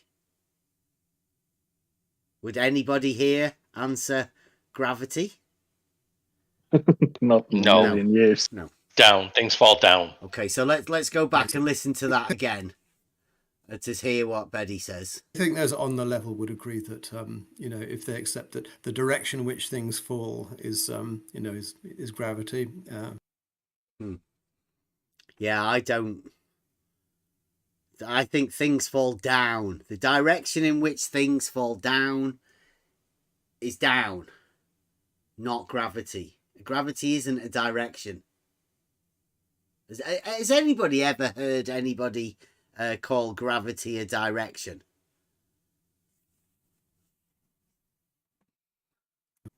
Listen to it again. I think those on the level would agree that if they accept that the direction in which things fall is is gravity, then yeah, the direction in which things fall is not gravity. Sorry, Betty, but I'll answer for me. I don't agree with that. Sorry. So I don't think, I think Blue Marble Science, if you had somebody over there speaking for on the level that is actually from on the level, I think they would tell Betty he's talking shit. I don't think anybody over here would agree to the direction of which things fall being gravity.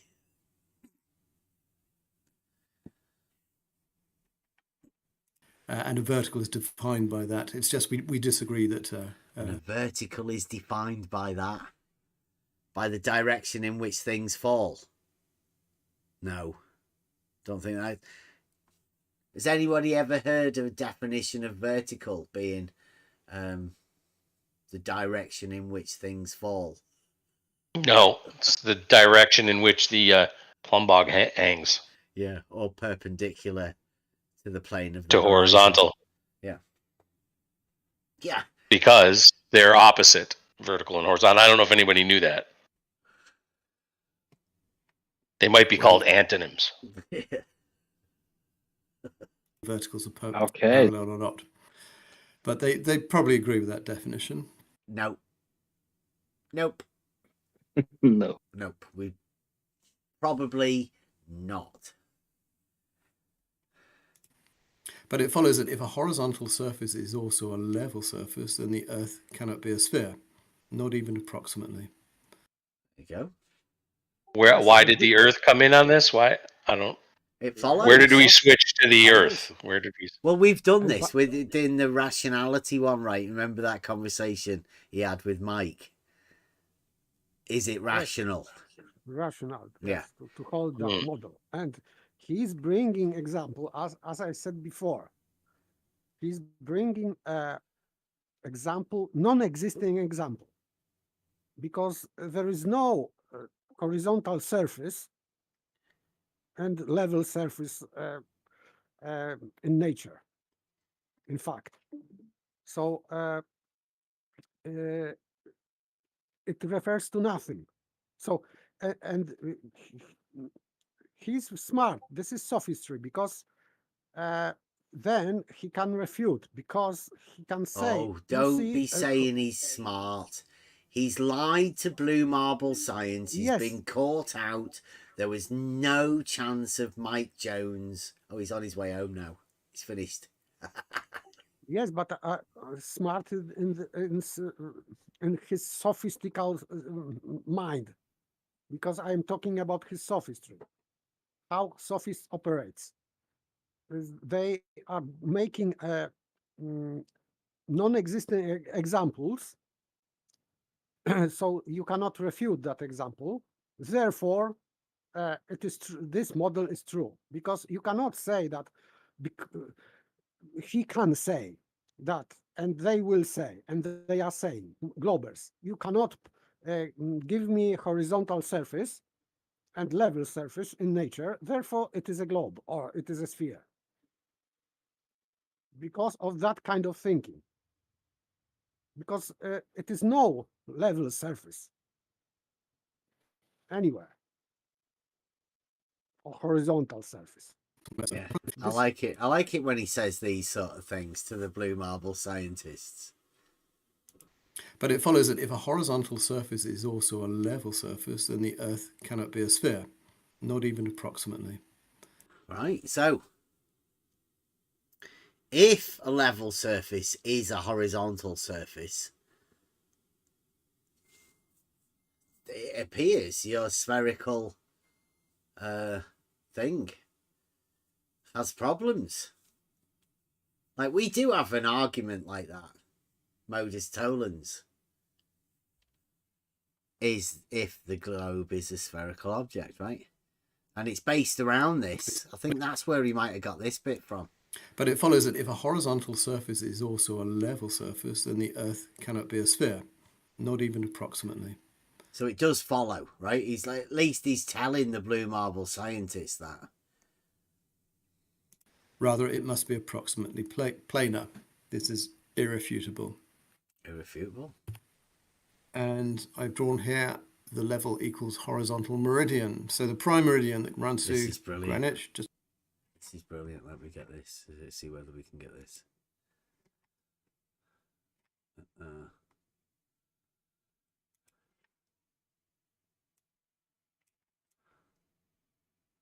I'll try and blow it up as big as I can for you.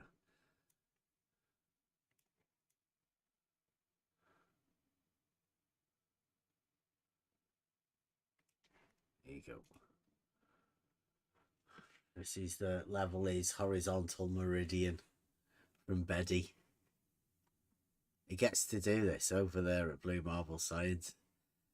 I love it. This is some of the most stupid shit you've ever heard. And Blue Marble Science and Wolfie have to take it. It just makes no sense, but this is how Flat Earth Society guys work it. You shouldn't just let anybody present stuff, because you never know what might happen. Try and follow along with this, and imagine you're a blue marble scientist over there. Down the road from me in London. On the left-hand side, we're going southwards. So if you see London there, then I've missed out France because it's France. It's part of Africa. You see all of West Africa. Then we hit across the South Atlantic and go for a long way, and we hit the South Pole. The other way, we go up to the North Pole, northwards. Then back southwards, past the Bering Straits, a bit of Russia, past the equator, New Zealand, and we hit the South Pole. And the point is that meridian goes all the way from the South Pole to the South Pole on Betty's line map. Don't know, flatland. I don't know what it is. I still can't make any sense out of it. Hopefully it explains it to Blue. I doubt it though. Line, that prime meridian must be pretty much a straight line. It has to be. If you think about it, imagine that bit on the left where we have the South Atlantic. Imagine that was, I don't know, a centimetre lower, hundreds of miles lower. Then because there's water, there's free flow around West Africa, all the water, all in the ocean, in the sort of mid-Atlantic, would flow down and it would soon level out again. So if level... Yeah, I think it's Mike Jones says the other way is that the prime meridian. No, we don't know. I think this is as he say, true world map. True world map. Greenwich meridian. The prime. Yeah. Well, I will say meridian. that doesn't look like any map I've ever seen in my life. I know, but it's Betty's interpretation of the prime meridian. I would say that. Yeah, it looks like elevation profile. So normally maps are looking, let's say, from above. So you have this horizontal plane, but this is quite opposite. This is orthographic view of like elevation profile. So yeah, an elevation profile of the prime meridian as done by Betty. Oh, Gods, give some memberships out. Thank you very much, Gods. You guys know all the regular guys. That was a good one. It's got some good members content. I'll add another couple tomorrow. Yeah, I still don't like whenever I see anything like this, it just looks like nonsense. And I've heard him go over it 2 or 3 times, and it doesn't make any sense. I can't make it make any sense. One of the things I think people shouldn't really do is attempt to do world maps like this, because I don't know, it just doesn't look right. There's a problem there somewhere, but you'd hope that Blue would be able to say, explain that for us, will you, Betty? Level is horizontal. And given that water... See, I don't know whether he's trying to blame this on level being horizontal, but I mean, to me, it seems like a non sequitur. But all the water, all in the ocean, in the sort of mid-Atlantic, would flow down and it would soon level out again. So if level is horizontal, and given that water always finds a surface of equal potential, the prime meridian line must be shaped like that. Now, why? I don't know. I don't get it. He didn't even use a ruler. Yeah, I think he's got some elevation in it. Who knows? Yes, and why he's talking about shape of meridian? Because if he assumes already that it is straight line, so what's the shape of the straight line is? So why he's talking about that? It's just nonsense. Yeah. But he didn't even use a ruler, Paper. Yes, but let's say that it is a straight line. If level is horizontal, that is. I mean, that looks like one of the biggest non sequiturs I've ever seen. Yeah. It doesn't follow that this prime meridian has to be that way because level is horizontal. Yeah. I mean, I think the way Blue Marble Science and the Blue Marble Scientist, the way it works is Beddy's done this ridiculous thing, right? And he's put level is horizontal. So if you say that level's horizontal, then you have to explain that. That's your model that Beddy's giving you. So explain why that's like that. And you can't. I'd say Beddy's mad. But that doesn't explain level being horizontal. The reason why Beddy's trying to pin this thing on people, I haven't got a clue. Yes, he's making non sequitur, and this non sequitur for him is a good starting point for another argument. And but it is still non sequitur, so we don't need to bother why or if this prime meridian is straight line or not, or whatever it is. It doesn't follow from level being horizontal. So it is still non sequitur. So the burden of proof is on him. He should prove why it follows that this prime meridian is this as such, as he depicted, because of this level being horizontal. He has to prove it. And he didn't, and he will not. I've even showed this diagram to the people on the level, and they just... Well, actually, they said it was fucking stupid. If Bev's there, he might remember. Yeah, I did. That was me. Yeah, I concur with that conclusion. Yeah. It's like a unanimous... This is not the first time we see this. Yeah. Let me be clear. That is fucking stupid, Betty. Yeah. Yes. Go over it again, just so he did tell. This is what he says to Blue Marble and Wolfie, right? The prime meridian line must be shaped like that.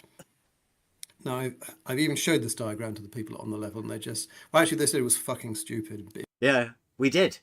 We did it. We'd still say it. Still. Said it again. I Yeah, can't right imagine now. why you try it again a second time.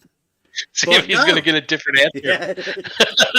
No, still as fucking stupid as it was before, Benny. Yeah. And it's I bet Blue Marble and Wolfie are there going, yeah, I can see why they say that. But we can't say anything. Like, he's got them trapped. But Beddy's got them trapped with this stupid shit. I bet you're so proud, Blue, to get Beddy to give this presentation. Such a good showing. If Bev's there, you know, he might remember. He said, yeah, it's fucking stupid. You never discussed it, but it has to look like that. And no, it doesn't. Let's think about the first objection that let's think about that again, Beddy. It's fucking has to stupid. look like that. Has to. Yeah. It's still fucking stupid. And I don't agree.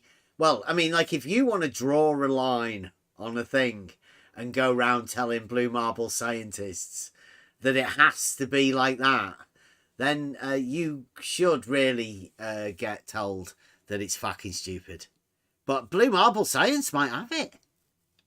Wolfie might go, well, yeah, of course.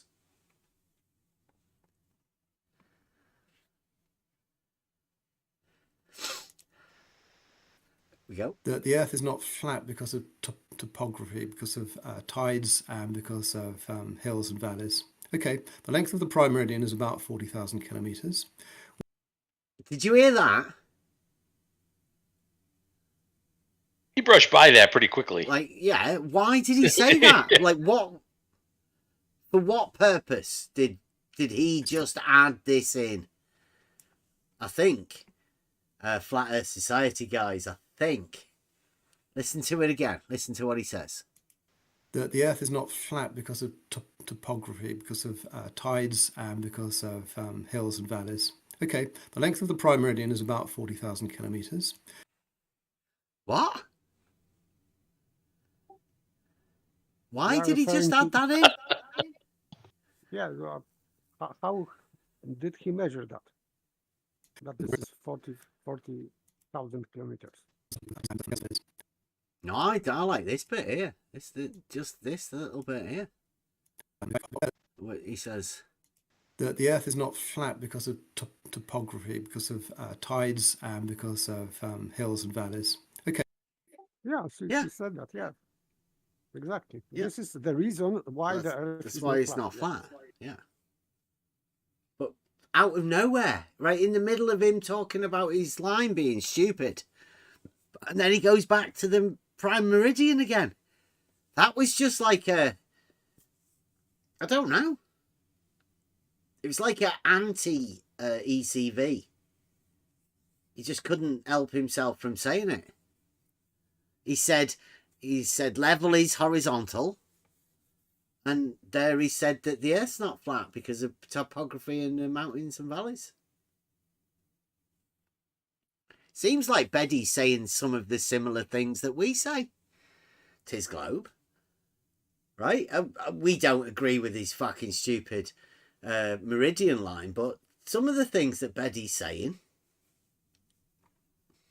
seem to make sense. Other things, nonsense. Okay, the length of the prime meridian is about 40,000 kilometers, which is 13 centimeters approximately on the map you're seeing now. 13 centimeters? 13 centimeters. This is like this Ranti and his ruler on the picture. Yeah. Is that a 1-for-1 scale? What kind of scale was that? 13 centimeters. I mean, how did he end up with 13? He could have ended up with 33, but I don't think A4 pads are that big. It had to have got a A2 sheet or something like that. Which means the highest point in West Africa, close to the prime meridian, is roughly Mount Binchimani. Yeah? You following? What is this nonsense? The line's 13 centimeters, right? And the highest mountain in West Africa is Mount Binchimani. Because I mean, all of this follows. It'll come back together in a minute, right? Which is 1.94 kilometers, which, if I was drawing it to scale, would be 0.000632125 centimeters. So, if he was drawing it to scale, yeah, to which scale? What is going on? To his 13 centimeters, 40,000 kilometers, I think. Is he having a stroke or something here? I mean, what's happening? Sophistry. That's what's happening. Oh, well, I think this is what's going on in his head, right? Whatever he's doing there, it's got something to do with Mike Jones, right? Mike Jones isn't going to be there, and he's made this presentation, and obviously this isn't new. We've seen it before. So, I mean, he's not updated this for anything to do with Mike. He's just bringing one of his old things out and adding some new stuff to, impress Blue Marble and Wolfie. going back to that, that's the pencil line is thicker than that. So the Earth would absolutely look flat if level were horizontal. No, it wouldn't. Another non sequitur. That's ridiculous. So it wouldn't. His whole thing about this ruler and this 13 centimeters was to conclude that if level is horizontal, therefore Earth is flat. Yeah. But this is still non sequitur. Ridiculous, right? Yeah. Again, the largest tidal range is about 12 meters, which to scale on that map is such a small number. It's hardly worth talking about, is it? So, Mike's claim, all long-haul pilots triangulate. Now, Wolfie, I think he means trilateration, which GPS uses to determine your location. Is that correct? I'm not sure of his claim, but yeah, no, please continue, and I can jump in when I've got a bit more background. Yeah, see, so I think Wolfie's sussed Beddy out here. Like, he's not sure of his claim. It doesn't mean anything. And he's not really going to answer because triangulate, trilaterate, lateral.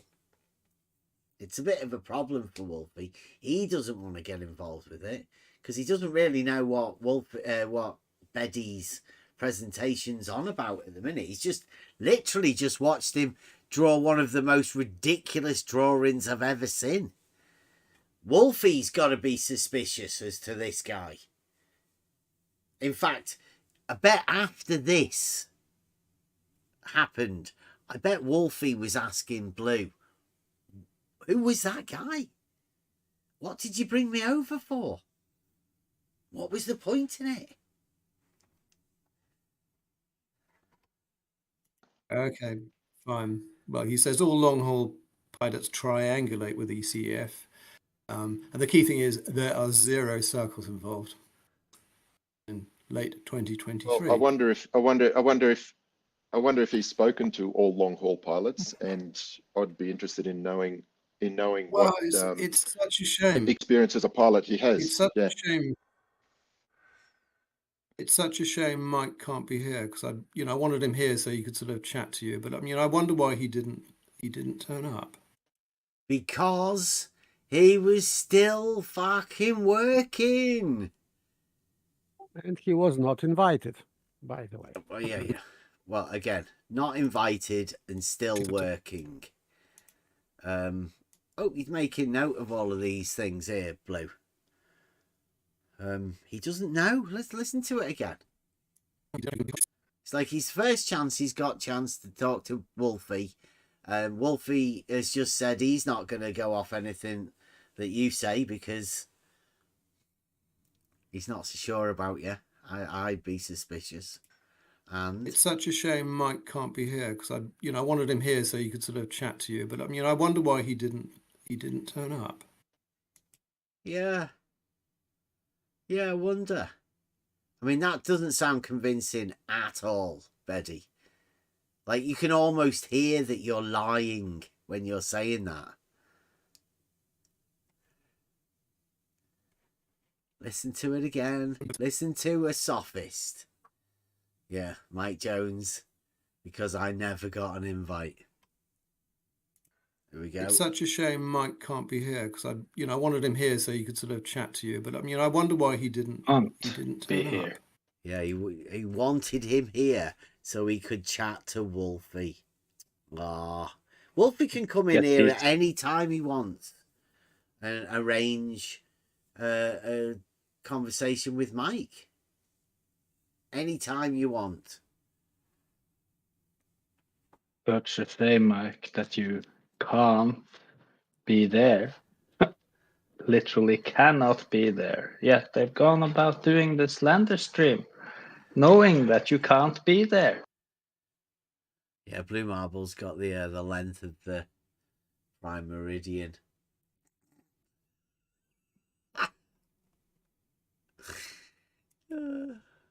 Well, I don't know. Wally and I have had a lot of fun over the years toying with Mike, and the poor guy, he doesn't realise that he's just being played with. He just does not understand the Australian sense of humour, and he doesn't understand the way that we will mock somebody with a straight face, and then Wally and I have a laugh, and Mike's just getting triggered and going back and forth between us, not knowing what's going on. That's so. It's a bit cruel, but anyway. So mean. But anyway. But I've actually offered to debate Mike many times on navigation. Really? Really? It sounds like Mike and Wolfie. It looks like they wanted Mike there. It sounds like Wolfie might have expected Mike to have been there. Isn't that weird? Right? I hope they didn't get Wolfie over there under false pretenses. Like, Betty might not have told Wolfie that nobody invited Mike. Mike was still working. Oh, isn't that a shame? Wonder what Wolfie would say if he heard about that. I don't know. What would Wolfie say, Blue? If he knew that there was never any chance of Mike Jones actually going there. Zero. I'd say that you got Wolfie over there under false pretenses. You might have even told him, Blue. Like, Blue Marble Science might have even told Wolfie that Mike would have been coming over there.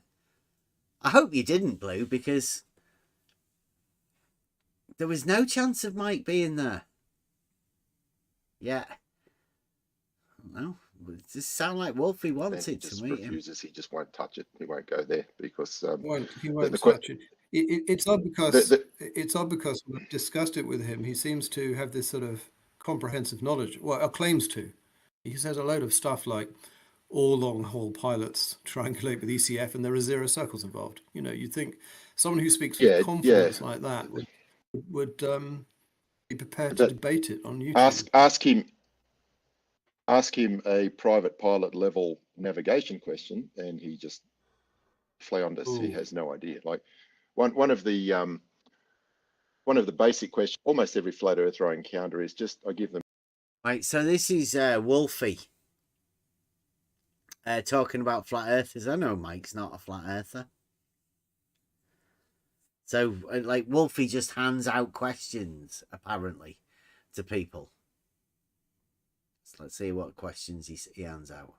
Two very simple latitudes and longitudes, and just say, can you just give me an equation, not based on the globe, that can determine an accurate distance between these 2 points? And of course, they have nothing. Is there an equation for an accurate distance between 2 points, or is that just a measurement? Like, is there an equation for a measurement, shortest distance between 2 points? I'd say. Best I can do is 2-scale maps. It's not an equation, though, is it? I mean, Wolfie's asking people for an equation between 2 points, shortest distance. Yep, yeah, I that's a mean, measurement. That's ridiculous. That's a measurement. It's nearly as bad as Nathan Oakley, isn't it? Measuring it flat. He's asking for an equation for a measurement.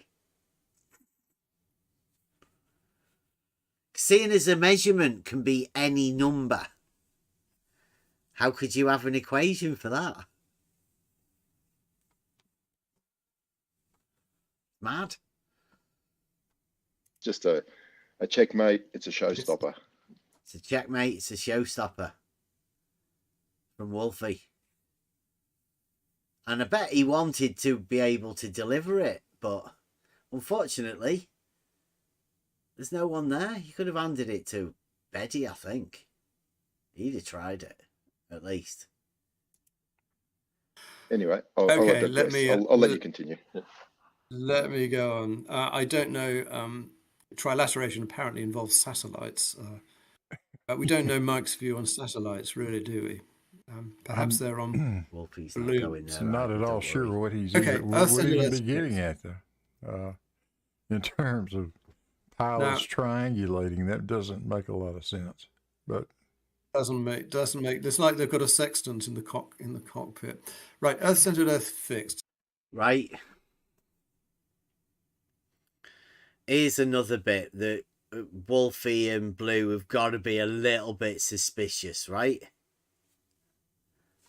He's talking about triangulation. We don't know Mike's view on satellites, really, do we? Right, he's talking about, where is it here? I think it's... Anyway, I'll let you continue. Yeah. Let me go on. I don't know. Trilateration apparently involves satellites. Trilateration. We don't know Mike's view on satellites, really, do we? Perhaps they're on balloons. Not at all sure what he's even be getting at, though. In terms of pilots triangulating, that doesn't make a lot of sense. But pilots triangulating doesn't make a lot of sense to Blue. What does Betty say? Doesn't make. It's like they've got a sextant in the cockpit. Right. Where would you triangulate with the sextant? Blue, your man says it's like they've got a sextant in the cockpit for piloting. Triangulation.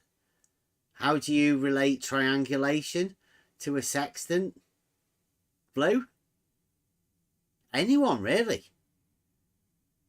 How do you triangulate with a sextant in a cockpit? Or does Betty think that triangulation gets done with a sextant?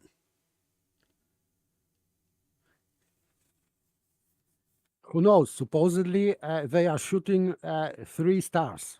So that's not triangulation, though, is it? That's just 3 angles.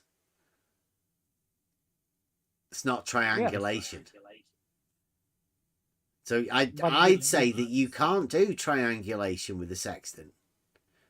But Betty thinks somehow you can. It's almost as though Betty hasn't got a clue what triangulation is.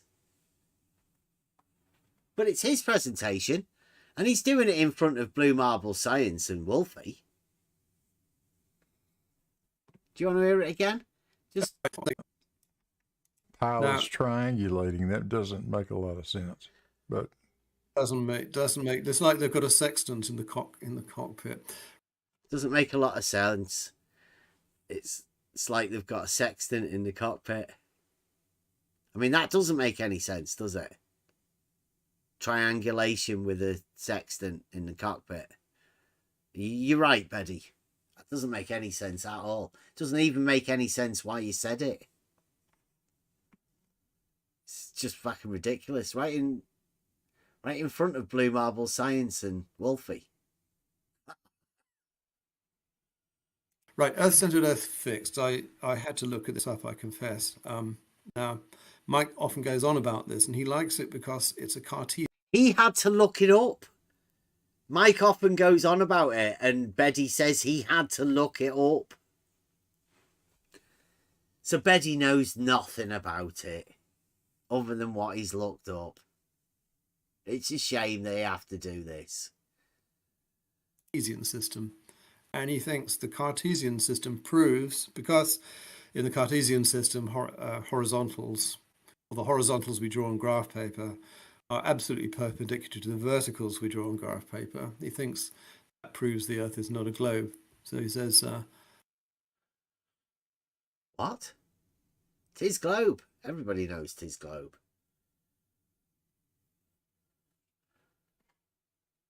It is another non sequitur because he thinks that Cartesian coordinate system has something to do with the shape of the Earth. Yeah. Okay. Yeah, I mean, we all do use the Cartesian coordinate system. Beddy's just, he's making connections. Are absolutely perpendicular to else the verticals we draw on graph paper. He thinks that proves the Earth is not a globe. So he says... It's not really. Like, verticals being perpendicular to horizontals. Does that prove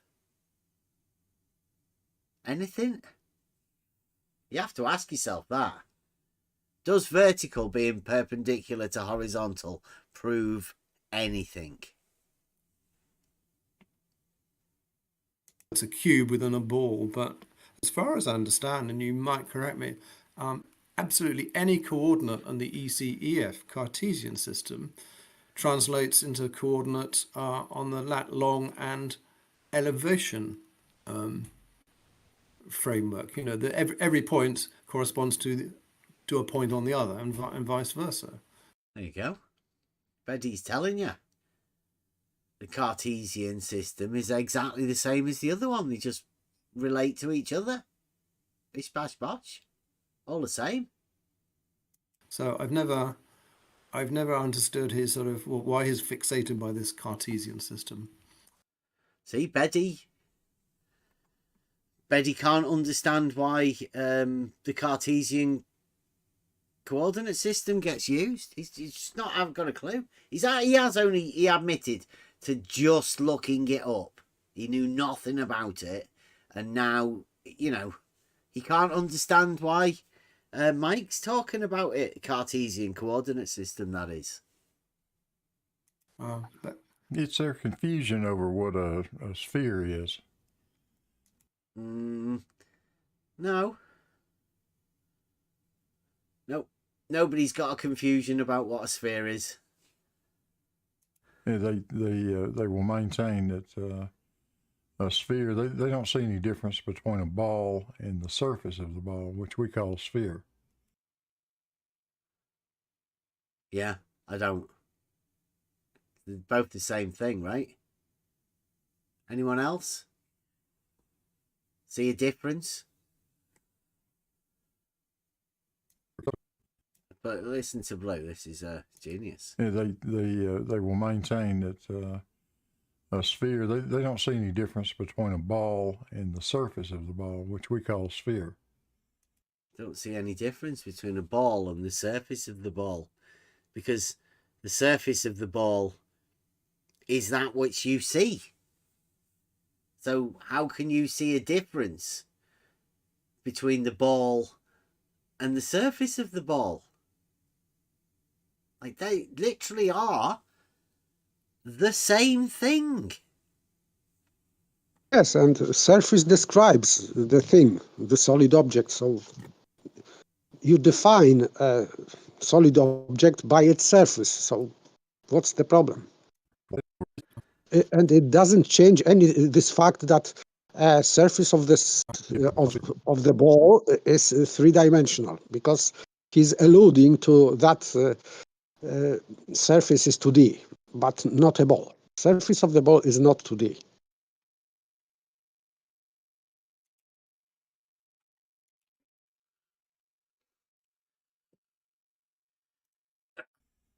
And what confuses them is the idea that it doesn't matter what shape you. Was that somebody went? Yeah.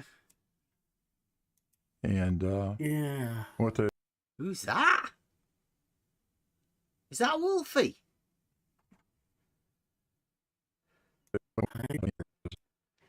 Listen. Of the ball, which we call sphere. And who's that? Yeah. Somebody's. Oh, it's got to be Wolfie, that, hasn't it? What confuses them is the idea that it doesn't matter what shape you're talking about in a Cartesian system. I can find an XYZ coordinate for every point on the surface of a ball, or I can find Cartesian coordinates. One of the first things you learn. Yeah. Sure. Yeah. One of the first thing you learn in maths is it the x squared plus y squared equals 1. You draw it on the paper, and then you get a circle, don't you? Yeah, but if all I want is a position on the surface of that sphere, I need two things. I need latitude and longitude. That's it.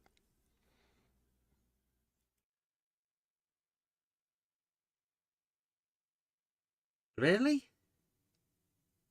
We need to fix the diameter, at least. About the poles, I think. But that's it. Yeah. Yeah, that's it. Oh, well. Anyway, let's look at the manual. Citation 560, which I think is Cessna. That's just a picture, by the way, but Wolfie probably will know better.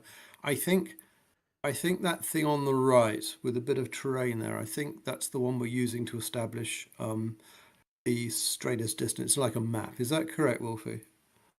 He's trying to involve Wolfie in this presentation.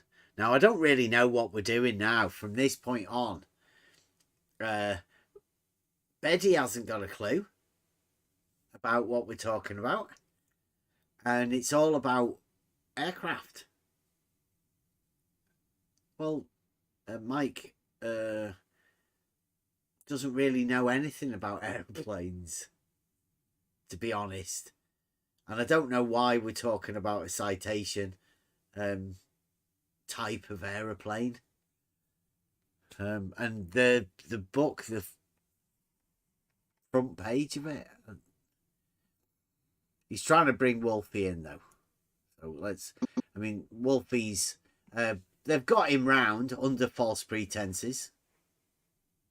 Look, I'm actually watching the live stream. Looks like it's a little bit behind. Citation 560, I can see that coming up. Yeah, that's okay. So if the image comes up shortly, I'll be able to answer that.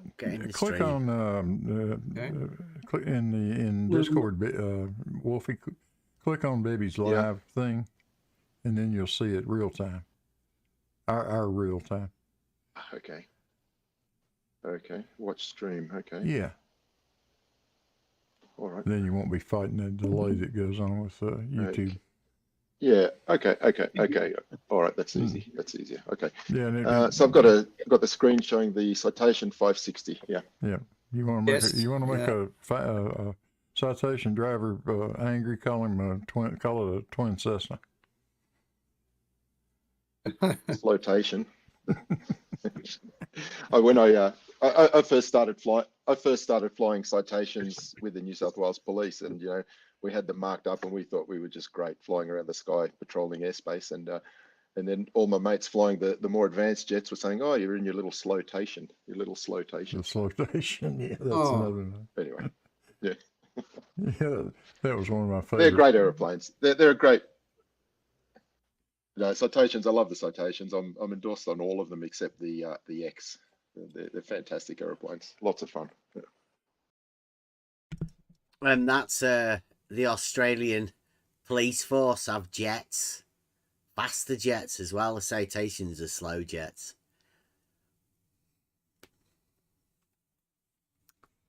Must be fun. Yeah, it's a little business jet type airplane, baby. One of my favorite quips that came out of ATC one time was an approach controller that said citation Delta Kilo X-ray. If you'll stop calling me ground, I'll stop calling you Twin Cessna. Now, you almost got to be a pilot to appreciate how funny that is. But anyway. Yeah, it's just not funny, right? I guess you have to be, you know, part of the crowd to find that funny. But I guess we're not part of the crowd. I promise to be quiet. Go ahead. So, moving on to the FMS, the Flight Management System, and thanks, Wolfie, for sending me the documentation on that. Right, so they've had a chat beforehand. Betty has been sent this manual by Wolfie, so they've had a discussion. I wonder whether Betty's sort of said anything about Mike Jones coming over when he sent this over. I wonder whether Wolfie was told that Mike Jones might be there, and that's why Wolfie's there. I wonder whether Wolfie's been told is Blue Marble around here. Has Wolfie been told that there was 0 chance of Mike Jones being there, Blue? Because he can come over here. If Wolfie wants to have a chat with Mike, the On the Level Discord's open for him anytime. Just arrange a meeting. I'm sure we can work that out. Absolutely. Yeah. I'll make myself available. Yeah. So there you go, Blue. I mean, if Wolfie does want to have a chat with Mike, then anytime. Just get him to come over here on the Level Discord. Send him, you know how to generate the invites, right, Blue? I noticed Wolfie isn't going to say that level isn't horizontal. He's not going to go there. He's not willing to go that far. He's not crazy. He knows his pilot's license is in jeopardy if he tries to say some stupid shit like level is not horizontal. Yeah, just if Blue Marble is out there listening in, or any of the other Blue Marble scientists, perhaps Wolfie's listening, perhaps Dave McKeegan, get on the phone to Wolfie, get through the back channels. Wolfie, we've heard Wolfie's got some brilliant challenges that he wants to the equation of a line, apparently. What does it say? What does it say? It says, from the manual, a great circle route is calculated between waypoints, which I think are the bits you go along the way, for en route lateral navigation. Right. Note the word circle. Lateral?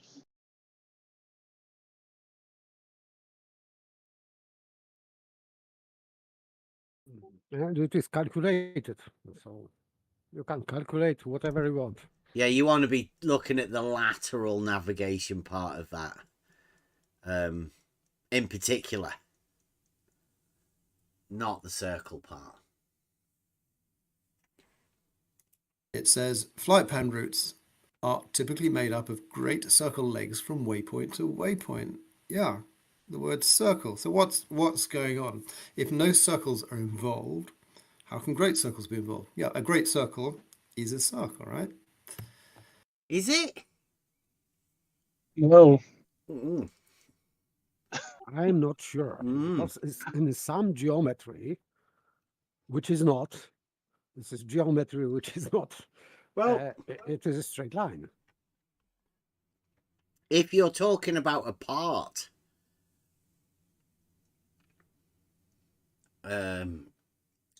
of a route, then that's not a great circle, is it? Like a great circle, a part of a route of a great circle isn't a great circle. It's a part of a great circle. Yeah.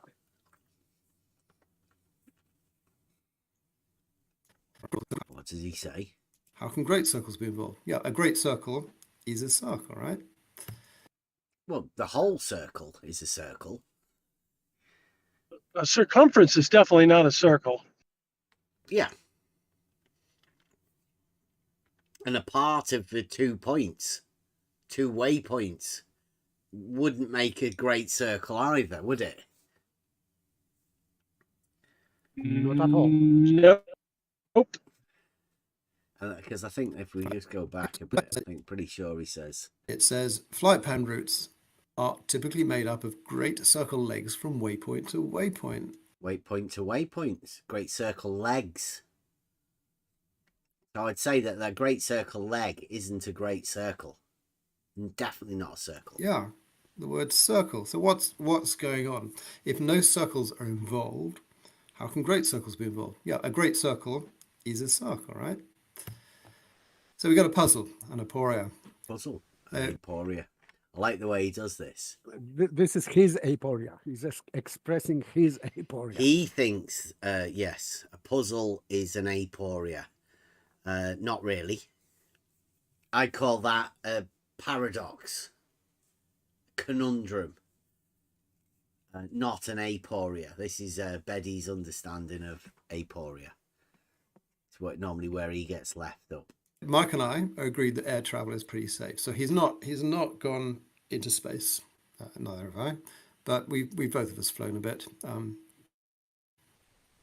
We've flown long haul, and we agree that the navigation systems are crucial in getting us safely there and back.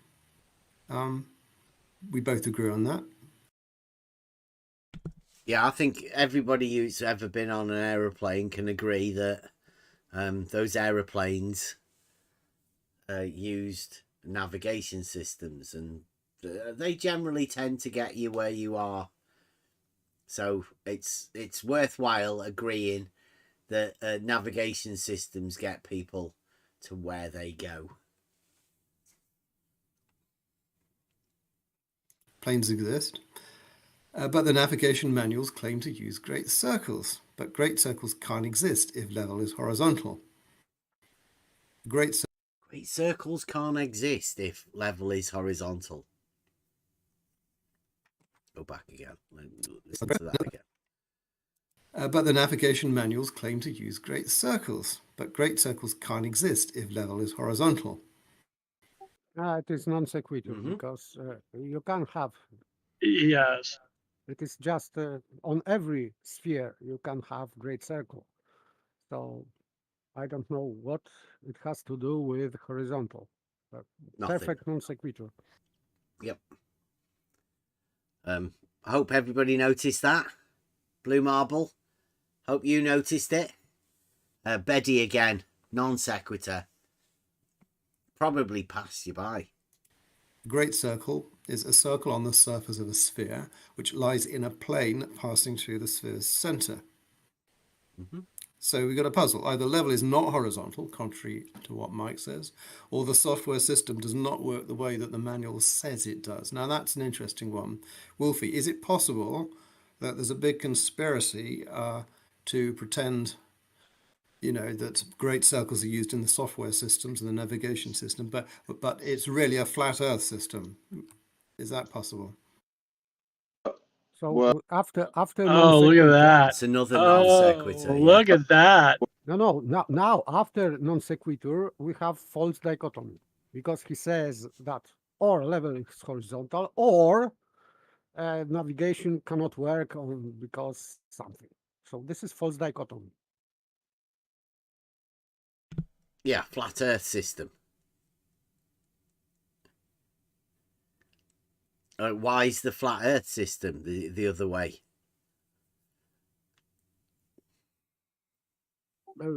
Because he calls that way. Well, I mean, yeah, but is this Bob's modus Poland? Yeah, exactly. Yes. Yeah, the same thing. And now he is making false dichotomy because he says that because of that non sequitur, now we have dichotomy, which he thinks that it is true dichotomy, but it is false dichotomy because it is based on non sequitur. So he thinks that it cannot work because of great circles. So great circles cannot exist because if we navigate with level being horizontal, whatever he means, so it is impossible. He said that before. They cannot exist, which is non sequitur. But now he's making false dichotomy. This is just pure sophistry.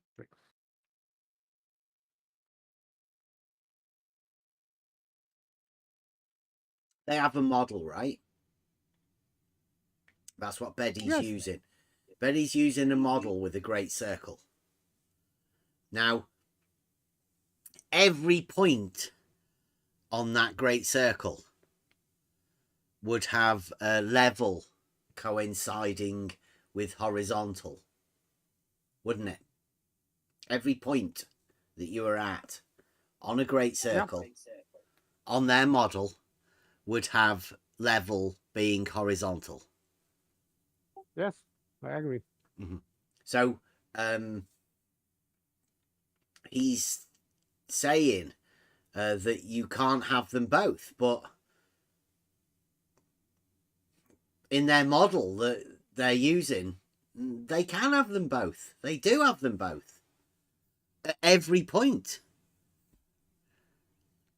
Yeah, well, this is impossibility. This is reductio ad absurdum. Mm-hmm. Yeah, like there's nothing. If you want to play in one model, then Beddy's wrong. And if you want to play in the other model, then Beddy's wrong. It's like Beddy's just wrong. I don't know what the whole idea of this is. He's got Blue Marble Science and Wolfie there, and none of them have said to him, but every point on the great circle, level and horizontal coincide with each other. So level is horizontal at every point on the great circle model that we're using, Beddy. So how can you not have it and have it at the same time? That's contradictory. Blue Marble should have pointed that out to Beddy. And it may sound like I'm speaking nonsense, but I think you'll find that if you look into it, then that it has to be.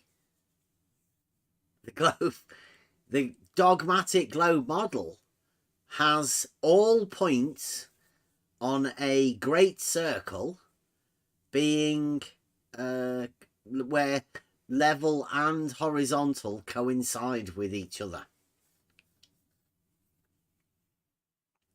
Prove me wrong. Well, it's just ridiculous to even believe that. Of course, it's not possible at all. I mean, even when I was a teenager in high school, we were writing, because I was fortunate enough that my math teacher was a private pilot. And so we used to have sort of discussions offline, and we'd look at the equations for calculating distances between 2 points on the Earth. And it's all spherical based, so I was able to do that in the 70s and 80s, just using a pen and paper and a little calculator, and calculate distances that match to this day perfectly to what any figure the FMS, the flight management system, would give me. If I put in a latitude and longitude or an airport or waypoint, it's going to calculate a distance and a track based on a great circle between the 2 points, and it's going to match simple mathematics that we used 40 years ago in school to determine distances. So no, I don't think there's any conspiracy at all when you can verify it yourself with maths. That seems unlikely. I like to give the benefit of the doubt. I'm a fair person, but Oh, really? But still, what Wolfie said, it doesn't prove anything.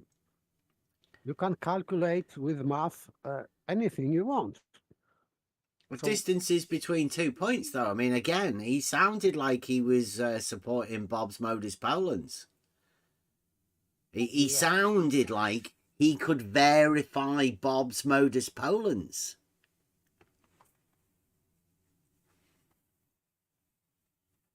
With school maths. I think this is why Betty brought him in here. I think you're right. I think it can't be a conspiracy, can it? On the other hand, you can and it can be verified quite yeah. Sorry. Can be verified quite easily. Got cut off by Betty then, though. On the other hand, you can take the So, same. No, I was just going to say. Yeah, I'm sorry. Yeah, there's a delay. You guys go ahead.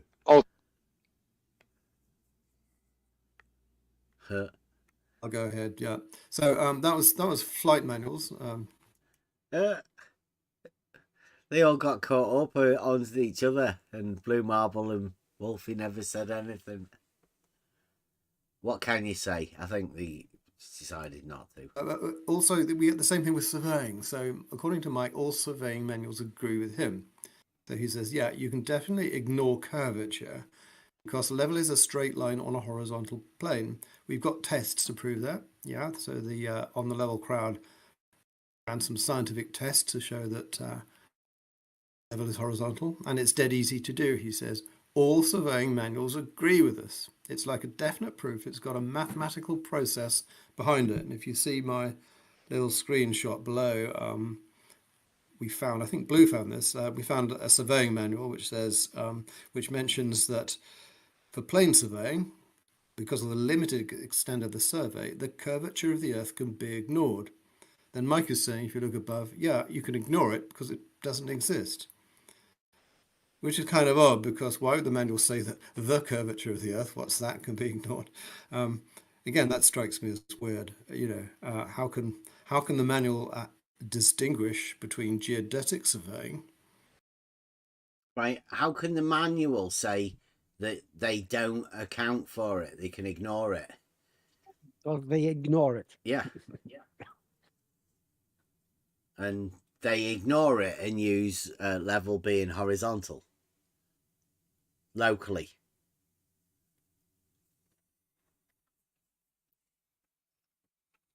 And Betty's confused about that. Where the curvature of the Earth cannot be ignored, and plane surveying where it can be ignored. I think we put this numerous times to the folks on the level, and they've never really given a satisfactory reply. I think Bev's in the chat, so maybe he can enlighten us on that. Blue Marble banned me, so I'm in there on my other account. But I mean, what am I supposed to reply to that? He's making a stupid argument because he's saying that because surveyors ignore curvature, it means that curvature exists. This is his argument. This is just nuts. Yeah, he imagines there's another type of surveyor that does put curvature in, but there isn't. He won't be able to find any. They don't exist. But I mean, he can imagine there is, because they've had a guy called Jesse Kozlowski who allowed them to believe there were, and that sort of thing happens. It doesn't. All of the surveyors that they had to deal with all of this sort of stuff, they're gone. They can't talk about it. Now, that might be my fault. I don't know. I may have ruined it for everybody talking to sophists, pretending. But you never know. It might be like the same reason that Wolfie's never going to be able to talk to Mike Jones. Never going to be able to do that debate that he says, because Wolfie's like the Globe surveyors. I mean, they might well be real surveyors and real pilots, but they'll never be able to talk about it because they just can't say the stupid shit the Globe requires them to say. Prove us wrong. Didn't ever happen with any of the surveyors. I doubt it's going to happen with Wolfie either. Oh yeah, so here's more authority. I found some exam questions on surveying. Excuse me. This is brilliant.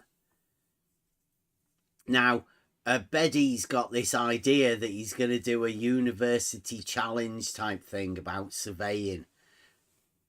Because he thinks, some sort of challenge with these guys and us in surveying. I mean, nobody's really gives a shit about surveying, to be honest. It's just, it's interesting, and it's good to be able to grab hold of these tools and, say that you've done it. Know how to level this equipment and understand the procedure and principles behind it. That's worth doing. But other than that, I'm not too sure. I find it fascinating, but only in the history of all of that sort of stuff. But Beddy likes to do these sort of things. And this is Beddy attempting to do exam questions. And this is hilarious. This is how much people care about surveying. On geodetic surveying. Okay, first, describe how that's a good one. I wonder if anyone knows the answer. Describe how the disagreement of an Earth as an oblate spheroid or prolate spheroid was resolved. Does anyone know that? Anyone know that? Anyone? Do you want to hear it again? In case you didn't hear it. I have no idea. I have no Describe idea how the disagreement how it was of an Earth resolved. as an oblate spheroid or prolate spheroid was resolved. Does anyone know that? Anyone know that? Anyone? Well, it's not going to appear in the chat until like 30 minutes time, is it? Oh, it's still waiting, giving you time. Any idea, Blue? Blue? Wolfie? Anyone? Anyone? Wolfie? No? No, I can't say I could answer that one. Oh, Wolfie, not not. in a surveying What about you, Blue? context. Not a surveying guy. No. Blue, any idea? Off the top of my head, I think I might have known about that at one time, but I don't know now. Oh, well done, Blue. I like that. I think I did know. Well, I did know at one point, right? But yeah, I don't know anymore.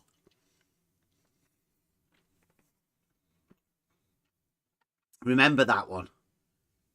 I did know, but there's an obvious difference in the north-south diameter and the east-west diameter. So yes, that's oblate. I think oblate is sort of fattening at the equator. I'm not sure. I think it was, the French like to get into this thing. They even wanted the meridian, the prime meridian, to go through Paris, which is just an outrageous idea. But I think it was the French who went to South America and the Andes, and they did a long survey along the meridian line. Right. And they found out. I think, or it might have been. There's a Swedish guy as well, but it may be not I true what I wouldn't said. have got that exam question. How about? So, what? Some French guys might have gone to Africa. That's how they resolved it. Yeah, or maybe it was a Swiss guy. But maybe they didn't.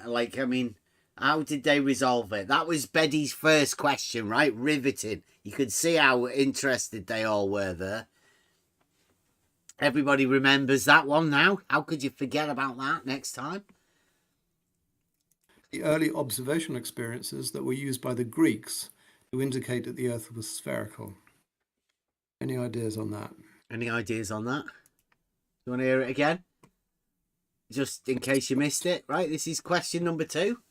This is the presentation that Beddy's got ready for, in case the off chance that Mike Jones doesn't appear to the thing that he'd never appear to anyway, because he wasn't invited and he was working. It's a good job Beddy sorted this out, isn't it? These are the questions. Look at it. The early observational experiences that were used by the Greeks to indicate that the Earth was spherical. Any ideas on that? What early observational experiences were used by the Greeks to indicate what the Earth was spherical? Or that the Earth was spherical. You know what observational experiences were used? No? Like our eyes, for example. Like you're looking. Well, Well, a lunar eclipse is one. A lunar eclipse? Yes, Aristarchus. Yeah. What early observational experiences were used by the Greeks to indicate that the Earth was spherical? Lunar eclipse? Yeah. What? But this is their answer. Aristarchus? Like, well done. Yeah. I've never heard of that, but There was another Greek. another Greek. And yeah, because the idea was the only thing that could cast that shadow would be a spherical object. Oh, see, Blue's worked it out, right? Yes, shadow on the only street, thing that could cast a shadow on the moon. Right, yeah, that obviously. Yeah, that makes sense. That's right. Yeah, that was Aristarchus. And there was also Eratosthenes. Oh, Eratosthenes. Yep. Sticks and shadows. It's more of a straight line thing, but I mean, you know. Well, Eratosthenes supposedly looked at the sun going down a way. Eratosthenes didn't work out that it was spherical, did he? It doesn't make no, any it is sense. inconclusive because you can have two outcomes, or the sun is close and the Earth is not spherical. Or No, the he had sun... an assumption that the Earth is spherical and light was traveling in straight lines. Yes, but this is assumption and it has to be proven. So it is it is affirming the consequent. Yeah, but in fact, Aristophanes didn't do anything to do with the Earth being spherical because he made that as an assumption, you know. Yeah. So Beddy again, lying. That's just a blatant lie. Yeah, because he is saying that this is this exam question is how it was resolved. Yeah, it was not resolved. Yeah, to indicate that the Earth was spherical. No. Yes, Aristophanes didn't do anything to indicate that the Earth was spherical because it was an assumption. Yes. Yeah. So if you are already assumed that, you cannot prove that. Yeah. Yeah, ridiculous. But again, that's two questions that Beddy seems to have messed up on. But everyone remember that. Well, on the Galileo one, I think that's a reference to the moons of Jupiter. So the moon. Look, explain why Galileo referred to the planet Jupiter as the celestial timekeeper. Exam questions. I don't know which exam these were from. Like Beddy's exam, perhaps. I don't know. Explain why Galileo referred to the planet Jupiter as the celestial timekeeper. Anyone? Because this is fascinating. I mean, you might have heard it before when Beddy did it. And if you didn't hear it before when Beddy did it, why? How could you not remember something that Beddy said about this?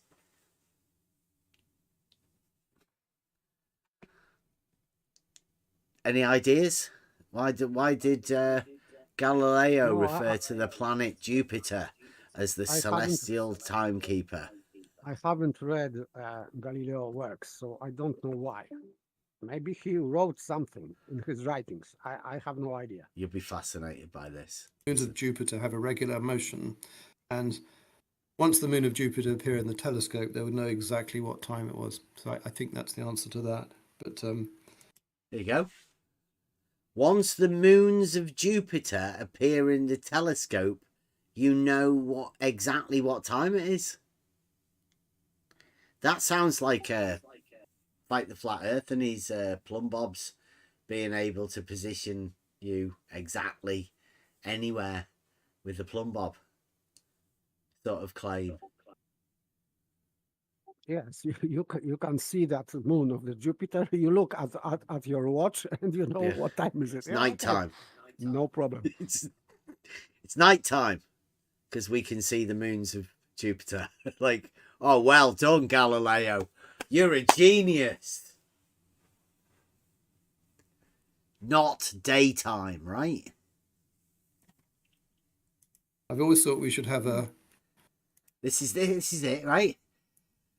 He said, all right, after this, these 3 questions that he's just handed to these people, listen to this.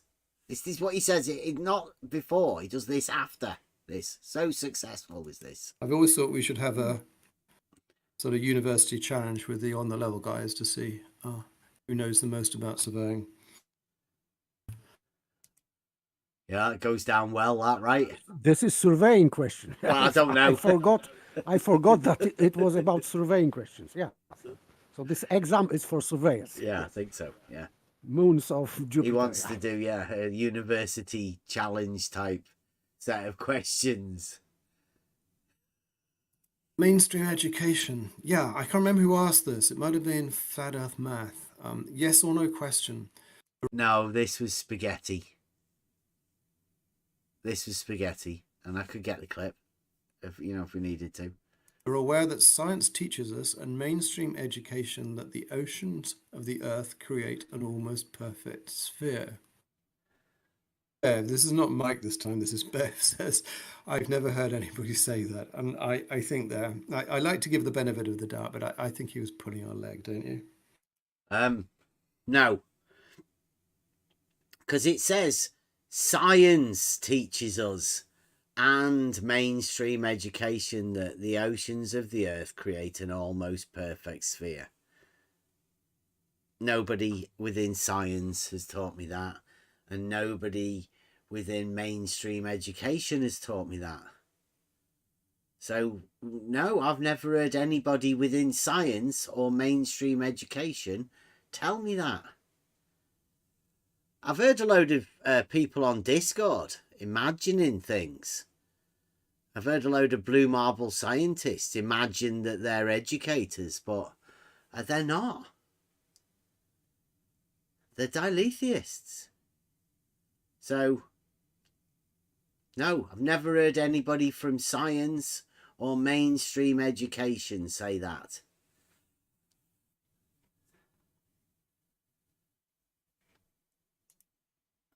But, hey. I would think so. Yeah. Yeah, I don't know. He has a very selective memory when he wants to. Yeah, no, they're not. They don't sound very sure there, Wolfie or Blue. But they are supporting Betty as much as they can, I suppose. And, that's what they have to do.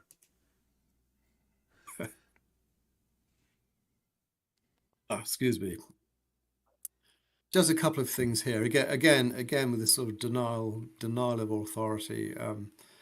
I said I like to look at the history because some globe deniers say that radio waves are corrupting us, and we've been brainwashed by radio waves into believing that the Earth is a sphere. And I say, well, if you look at Aristotle and Aquinas, who lived hundreds or thousands of years ago, they're saying the same thing. And I quoted Aristotle and Aquinas saying that falling bodies do not fall in the same direction. They don't fall in a parallel direction. Mike says this is a pure lie. I actually I've got the Greek and the Latin here.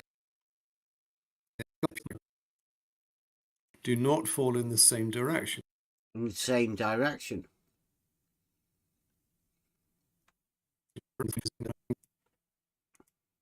They're saying the same thing. And I quoted Aristotle and Aquinas saying that falling bodies do not fall in the same direction. They don't. Didn't he say earlier that things fall in the direction of gravity? Yes, he said. All of them. Yep.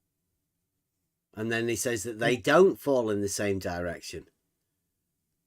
And Mike's saying that's a lie, even though Betty said earlier that things fall in the direction of gravity. We didn't agree that it was direction of gravity. We said the direction of down. So all things fall in the direction of down.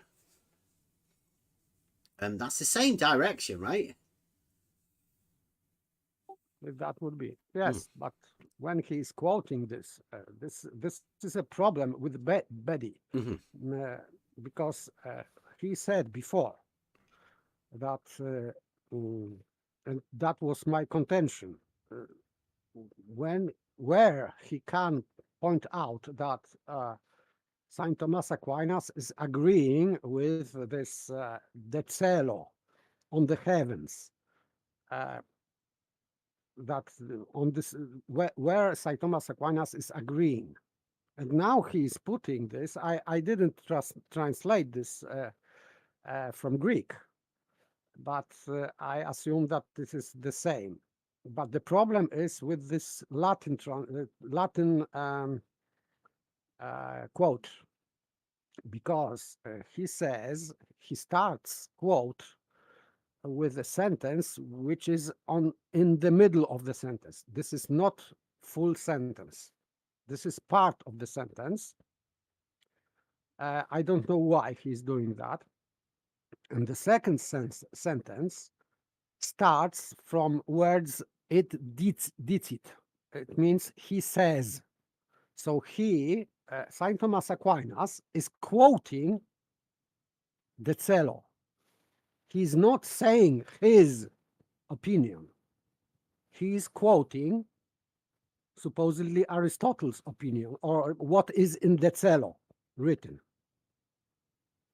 So this, what he says in Latin, is not his opinion, but he's just quoting Aristotle. But Betty said that Saint Thomas Aquinas agreed with him, and I demanded quote from that. Quote for that, so that support that Saint Thomas Aquinas agreed, and supposedly this is the quotation, and it is not. It is quotation of Aristotle or de celo, if someone doesn't agree that this is Aristotle's work. But this is not Saint Thomas Aquinas' opinion. He's just quoting author of On the Heavens. That's it. So he's not bringing, because he said that Saint Thomas Aquinas has the same opinion as Aristotle, and I don't know. From this quote, I still don't know, because he's just quoting Aristotle, or the author of the heavens, On the Heavens. So yes, and it says that that it will go to one point, that these lines will meet, etc. But this is quotation. This is not still vertical, Aristotle. right? Still the down part of vertical, which I would say is the same.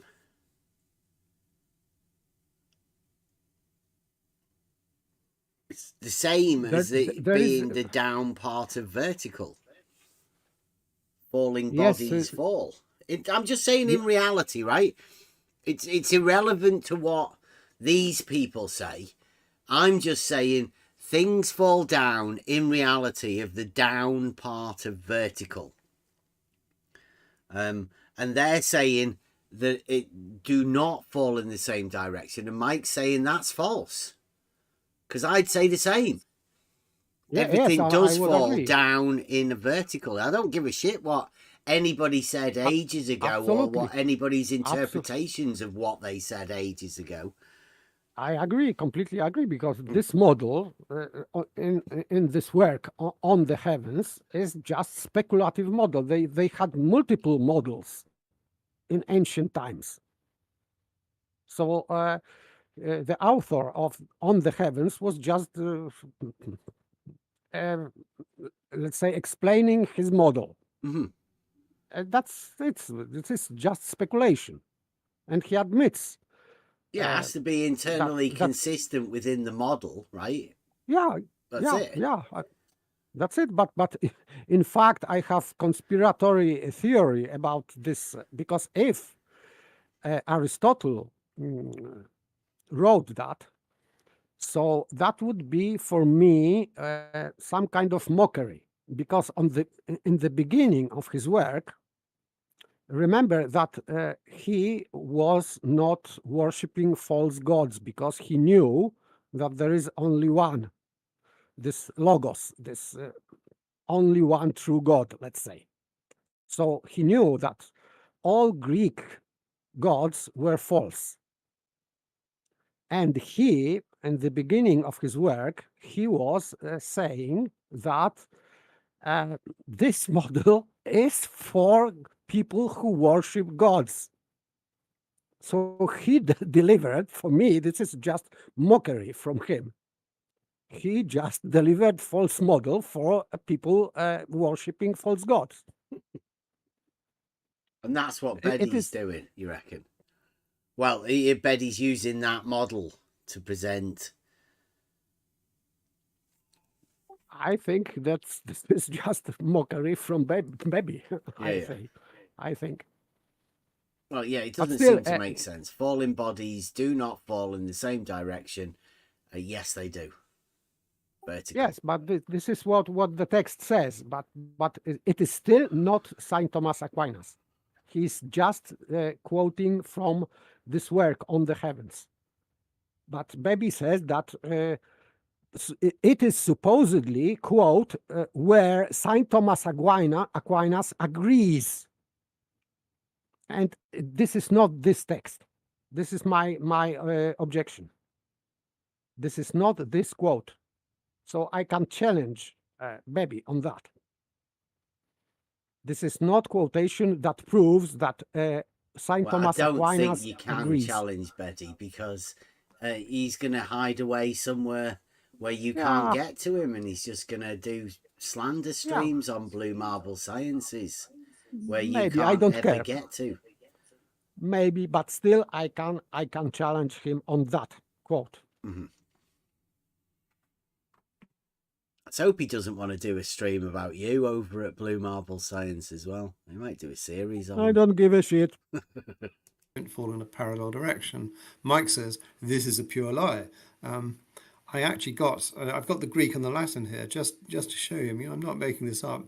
Aristotle really wrote that, and Aquinas really wrote that. They're both saying that bodies that are falling towards the earth don't fall in parallel lines. You can even see the word paralela in the Greek on the second line. And he just ignored it.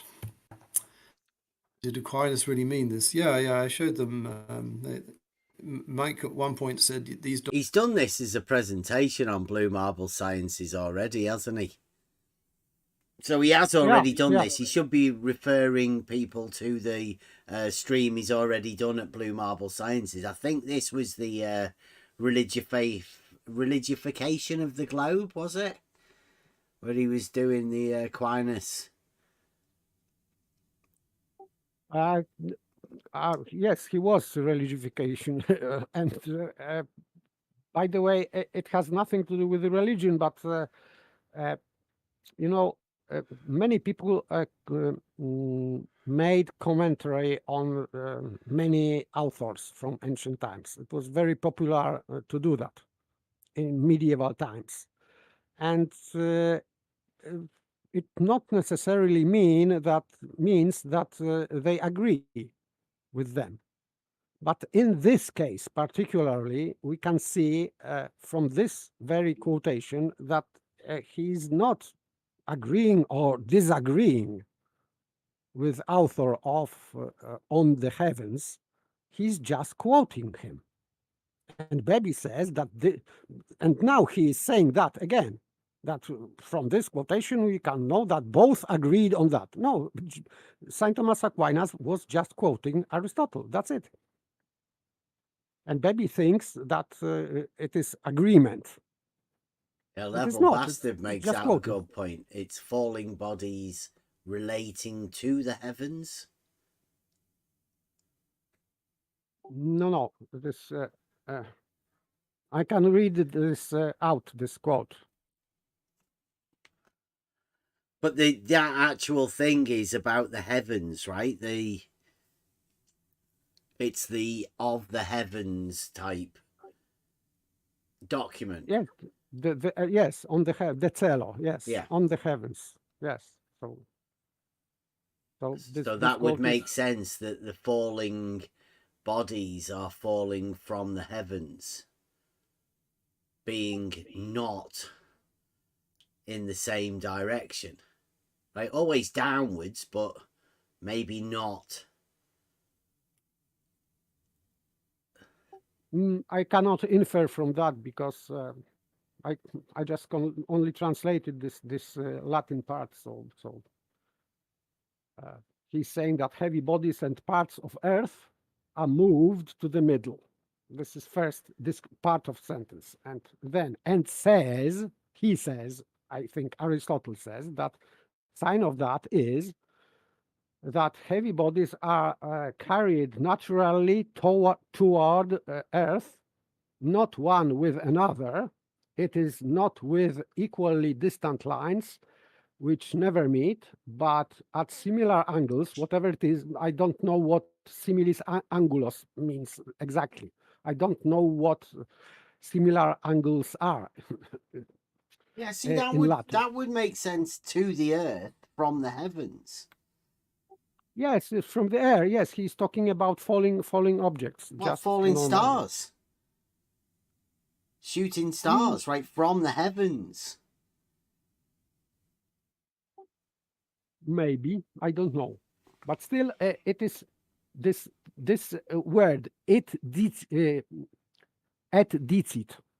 He says, and he says. So he is quoting. So the other part, the rest of this, what it is in Latin, it is just quotation from the author, not Saint Thomas Aquinas' words or opinion. He's just quoting him, and he is doing this many times because I have read many of Saint Thomas Aquinas' works. So, for example, he is quoting and referring to his opponents in whole chapter. So whole chapter, for example, is what opponent is saying. And some people are trying to derive his own opinion from that kind of chapter, when he's literally quoting from other authors. This is just dishonesty or just ignorance. I don't know. Well, he's trying to find out wherever he can. But I mean, this is the presentation he's giving to Blue Marble, and it's like he's refining it. But we have heard this before. It's a similar sort of thing. Look, somebody's wrote here in the chat. It says, Mickey Jones, the only person more despicable than Nathan Oakley. I mean, if that isn't, like, slanderous, right? Yeah. I mean, that for whoever no that reason. person is, I can guarantee you he's never talked to Mike Jones.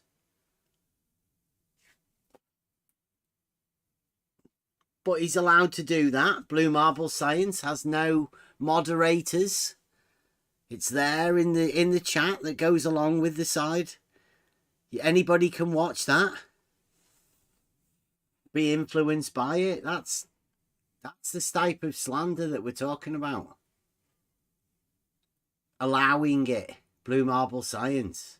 Documents have been forged. I said, well, here's a manuscript from the 13th century which suggests it wasn't forged. I suppose you could say the manuscript was forged, but then of course anything could be forged, couldn't it?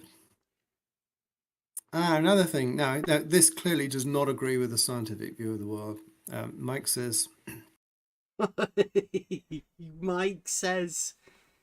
Betty's such a little bitch. Come and have a chat, Betty, at least. Hiding behind Blue Marble Science and the slander streaming. Mike says, what does Mike say this time? Mike says, the only way you can even imagine antipodal poles is by establishing the planar references that refute antipodal poles. Why are you struggling to understand this?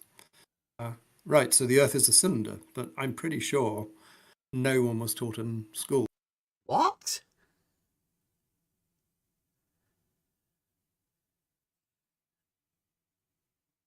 Has anybody else been able to put that together?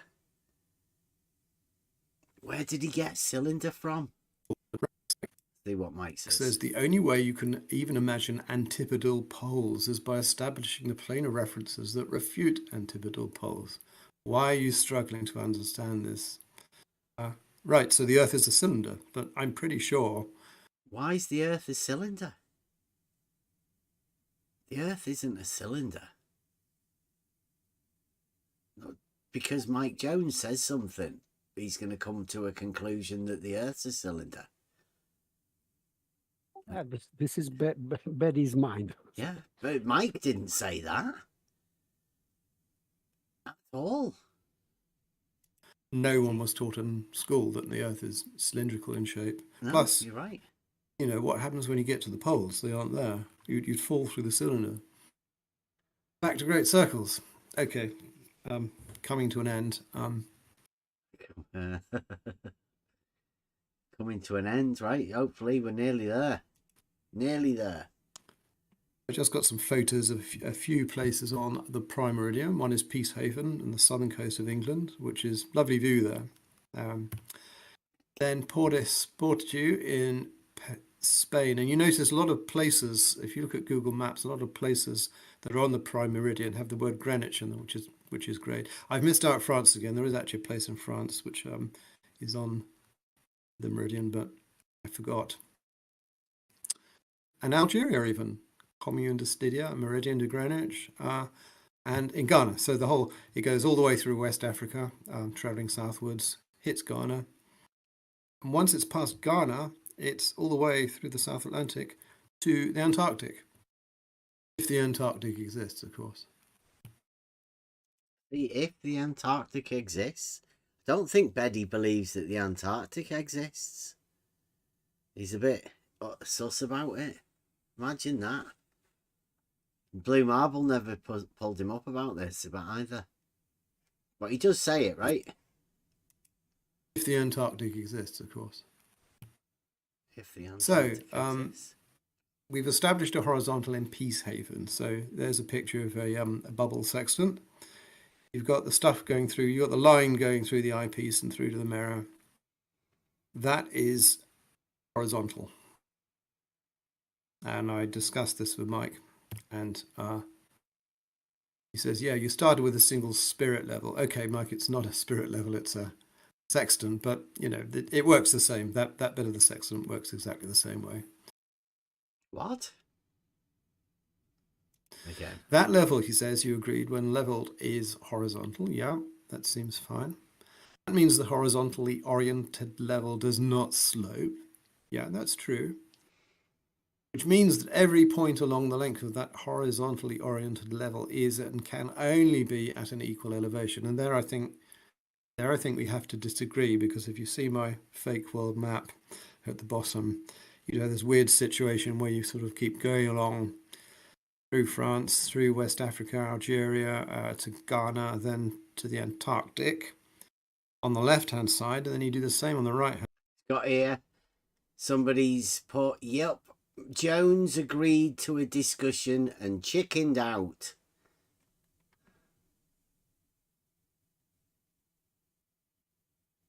Who said that? Electro-neutrino. Blue Marble Science, did you put him right? Don't think you did you?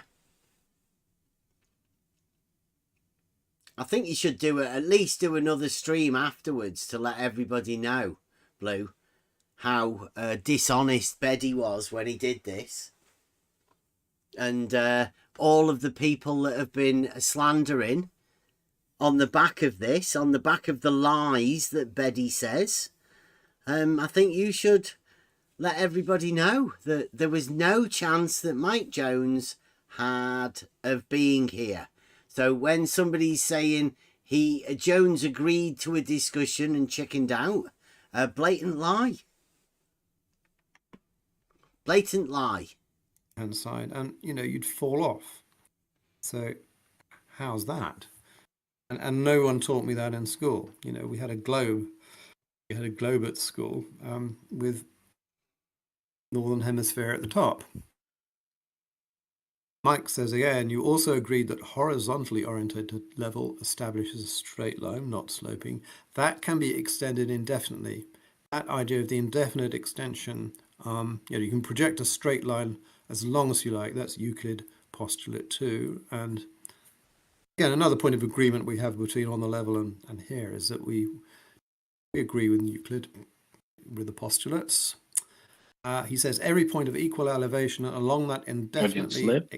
Yeah, I'm not too sure Beddy's aware of what he's saying, right? Doesn't sound like it, at least. Well, at least he's said to Blue that we do agree on Euclid, right? So Blue will be able to go along with that, right? He does say that we agree. We agree with Euclid with the postulates. He says every point of equal elevation along that indefinitely extended horizontal line must lie in that straight line. Yeah, but then you get the Earth being a really weird shape. If that were not true, then no formulas in architectural engineering, would ever be solved. Okay, so sort of denying authority. Now he's appealing to authority. See, that sounds much like that earlier statement, except not about the aviation bit, right? Just said architectural engineering. Yes, specifically. So not just engineering in general, but architectural engineering. Yeah. And not area navigation or anything. Like literally, that sounds more like a genuine quote. Here we go. Would ever be solved. Okay, so sort of denying authority. Now he's appealing to authority. How's that appealing to authority? Just making a statement. Come on. The slope-intercept formula proves everything he says. Well, actually, and he says this is irrefutable. Actually, he's wrong. Let's try y equals mx plus a. Let m be 0, so we've got something that's level. Let a be your elevation, assume that's 0. So y equals 0 for any x, latitude, your y is the same. Wherever you go along that meridian line, you are going to be at the same elevation. And here I think they ought to be generous to Mike. I think perhaps he's really serious because he cannot imagine when he looks at that equation y equals mx plus a, he thinks this must define a straight line, but it doesn't, because every point on that line lies on the prime meridian, which is not straight. Y equals mx plus a, that formula could be true of anything you like. It could be true of, I don't know, temperature or something, temperature gradient, which is not flat or anything. I think that's what he doesn't see. And finally, and thanks to Kenny if he's there. Thanks to Kenny. Wolfie. For this diagram. Oh, so this was from Kenny. And thanks for Kenny. 3 horizontals. Genius. We got A to B. A, the center of the Earth, to B, some point B, say in the North Pole, or whatever. Then we got B to B, then the tangent to B prime, which is the line the sextant is following. If you continue that line, as Euclid says, you'll just end up in space. What? And then now Mike appealed. He said, well, there must be a straight line between B and C, which there is, and it's a horizontal line. It's horizontal with respect to D, not at D. It's horizontal everywhere, but it's horizontal with respect to D because it is perpendicular to that radial line. And that line BC is perfectly horizontal, but it goes through the Earth. Got a massive slope on it, but I mean, it's a little tiny farty drawing, but it's sloping. That's not horizontal. Not even on the circle that's there. It's just not horizontal. It's And terrible. Discussion.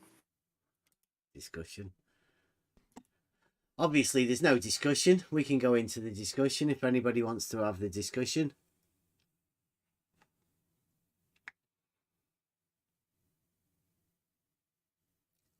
What was the point in that? Besides, making Mike look stupid, I couldn't tell.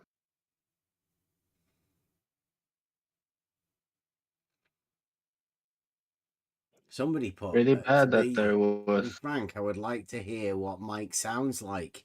He seems quite popular. Somebody else put. Right? Yeah.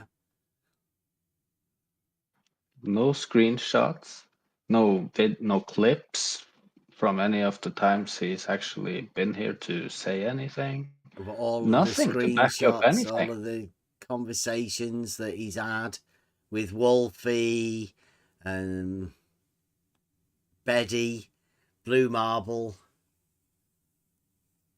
Not one screenshot. Not one clip, like you say, of the 12 times that Wolfie said that he'd invited Mike for a debate. Not one of those. Just nothing.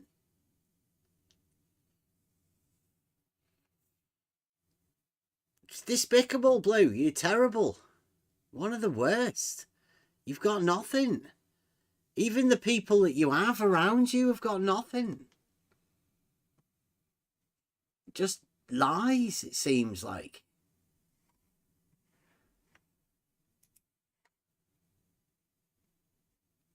I don't know what to say.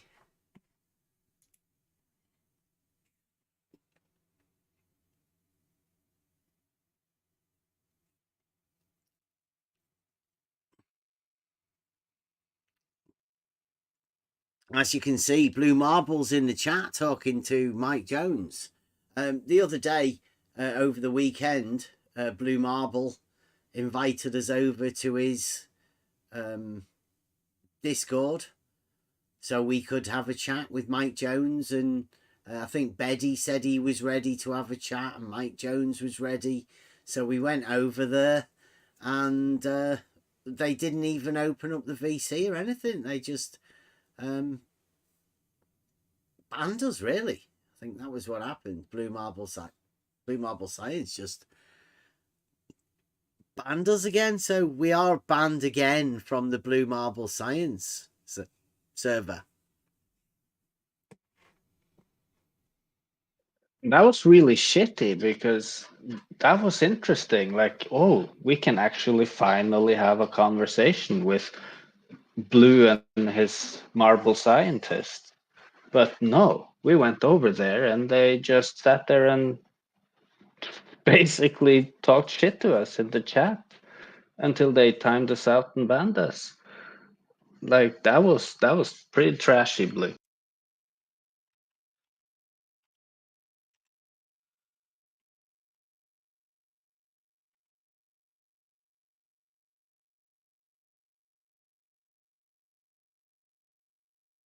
I was looking. And notice how he's in the Discord text chat right now, talking shit in the text chat. He doesn't have the balls to come into the voice chat.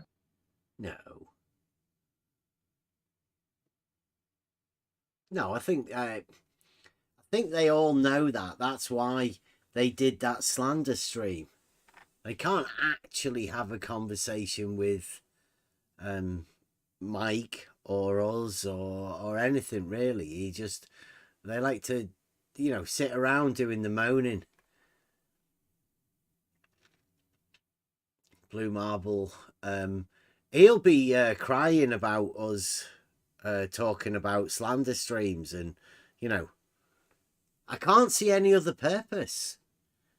Blue Marble should have to explain why he allowed somebody to do a slander stream about Mike Jones, knowing that there was never going to be Mike Jones there. Literally lied.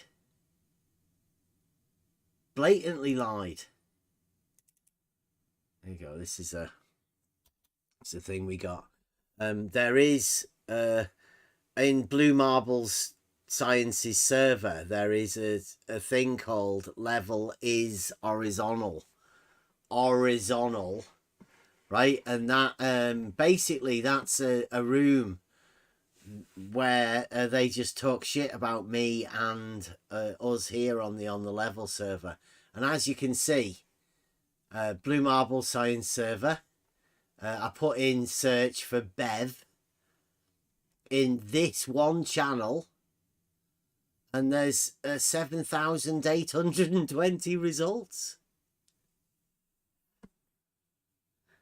for Bev. Like slightly triggered or what? So don't ever listen to any of these people when they say, oh, they're talking about us again. Blue Marble Science literally has a channel dedicated. There's one dedicated to me, and there's one dedicated to Mike Jones. And the stuff they write in them. Oh.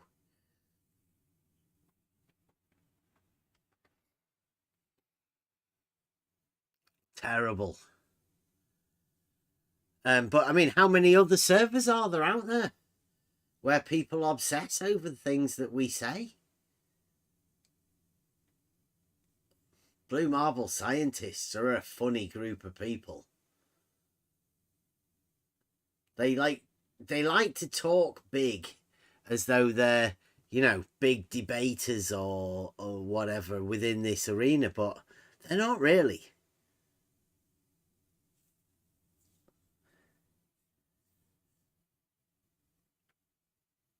I call them snowflakes. Blue Marble. I guaranteed tomorrow Blue Marble will be trying to find some way to make himself the victim of this, rather than explaining why Beddy was allowed to do a slander stream for somebody that he knew that wasn't going to be there, and pretended to Wolfie that Mike was actually going to be there, pretending he's all upset.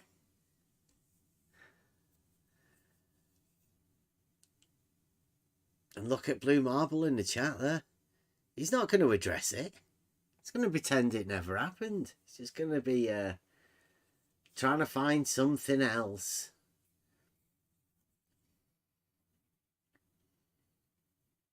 This is what they do. And this is like what Nathan Oakley does as well. They keep pointing the similarities out. Blue Marble Science and Nathan Oakley. And there's no difference. They both just refuse to address the glaring issues that they're having at the moment. Just lying, deceitful, dishonest people who cannot address the actual issue. I'm going to be on Flatsoids tomorrow. I'm going to explain about the surveyor conversation, about how that went about. So we get to point out about the surveyor over on Flatsoids tomorrow. Should be interesting. Bring a bit more conversation around. You mean on his stream or on his? Yeah, he's going live. And like Flatsoid won't talk otherwise, and he hasn't got a Discord, so they all have to do it live. So I'm going to be going on a Streamlabs. I don't think I've ever been on a Streamlabs thing before. Don't know how it works.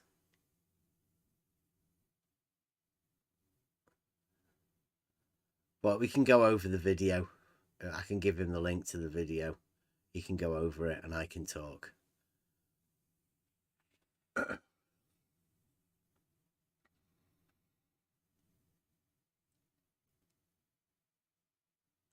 I don't think Blue's going to be addressing it, is he? Has Blue made any attempt to address anything from in the chat tonight at all? No. No. He's just talking and trying to divert by talking about anything else that he can. Yeah. Yeah. Right. Well, that's pretty obvious then, right? Nobody who does any of these slander streams will ever address them, and I'm not too sure whether they're going to end. I think this is what we have to expect from Blue Marble scientists. Just dishonest slander streams where they just make up any old shit, bring all of their people over, lie to everyone. That's what you have to expect. So, I mean, if you're ever talking to a Blue Marble scientist, just be prepared. Just know that they're likely to lie about you. There's a possibility if you talk to the wrong Blue Marble scientist, they might just do a complete entire slander stream about you on Blue Marble Science. Maybe it's one of the other ones. Who knows?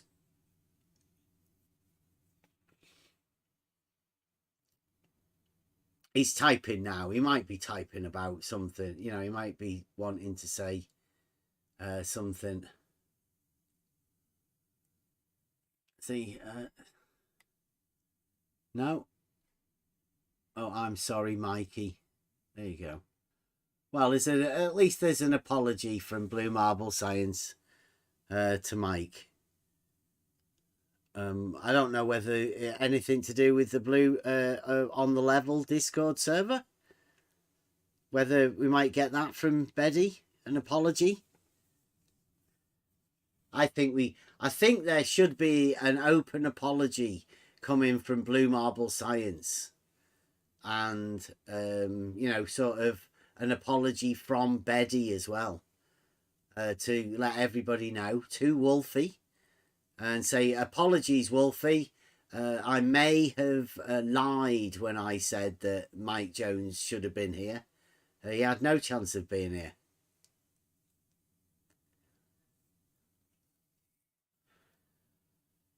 Yeah, level bastard. We were talking about that the other day. I may do a stream tomorrow, right? That means you're not, right? Blue? No, you can do one tomorrow and address why Betty misled everybody, and Betty and you, Blue, misled everybody into thinking that Mike might have been there. That's all we really want.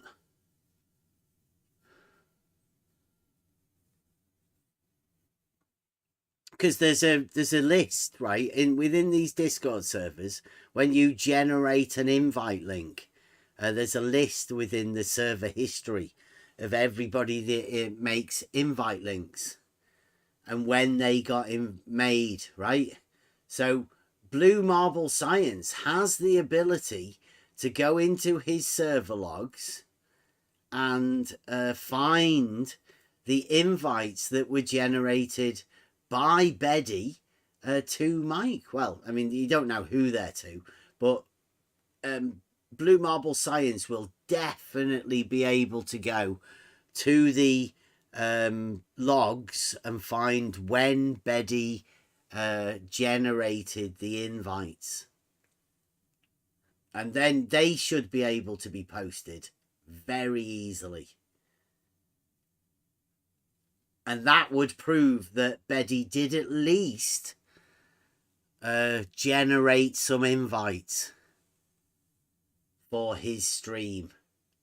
Or Blue Marble. If it was Blue Marble that sent them, then Blue Marble would be able to show the generation of the invites and the messages that were delivered to Mike with the invites in them. They should be there. The receipts should be available. Like we watched Mr. Cheswick go through them the other day. The receipts are there. You should be able to show them, Blue Marble.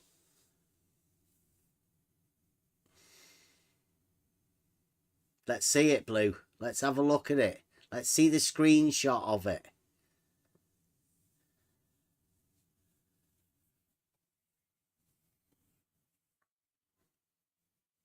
He can't take screenshots or something. I mean, Boomer.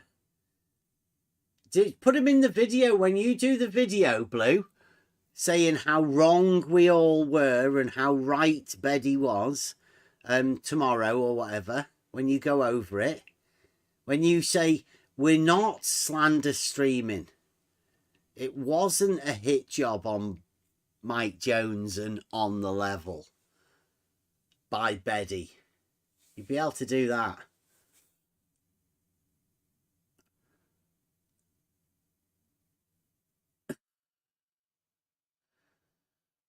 Look, it looks like we might be getting to see the screenshot of Betty generating a link.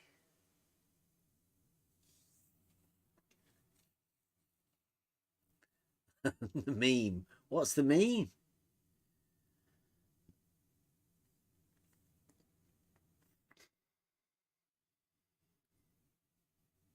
Somebody made a good meme I saw today. Oh.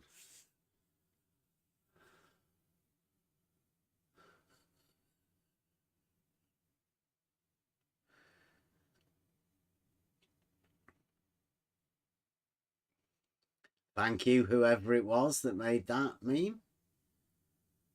Blue Marble Science. We've got another one as well. There you go.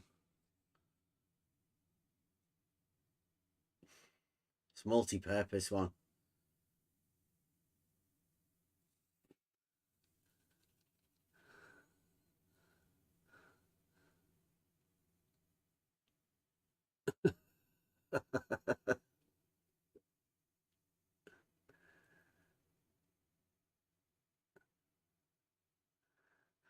Blue Marble's made a meme of you, Paige.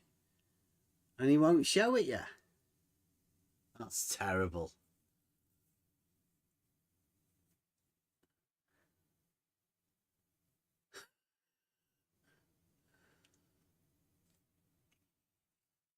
It might be too rude, Paige. You know what those Blue Marble scientists are like. Some of them are a little bit weird.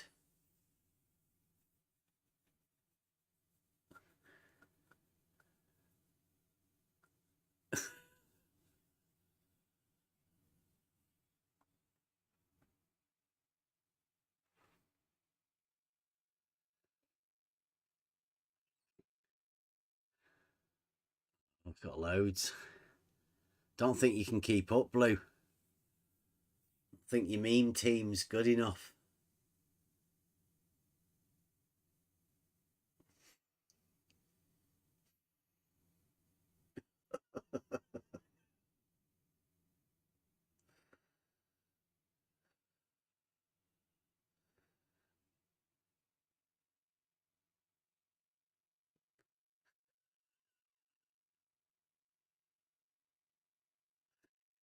Oh.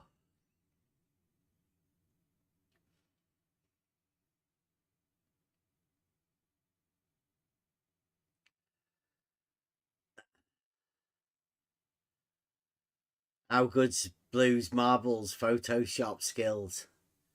I guess you're going to have to get Betty to generate a link.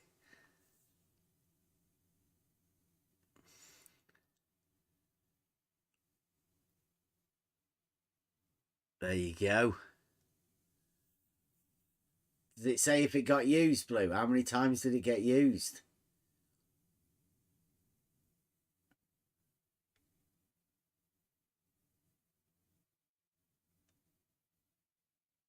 Is that it? I thought he sent 3, right? He must have sent the same one 3 times.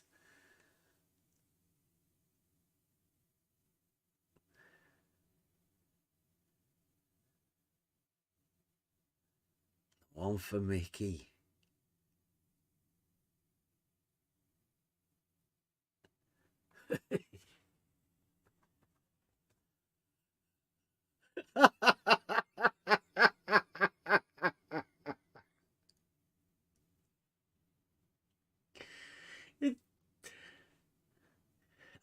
think you should have done that, Blue.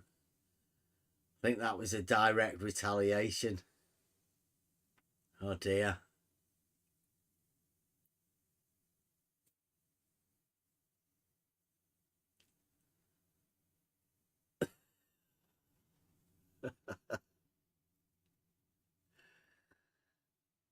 Yeah, it should be easy. You just get Beddy to show his message history.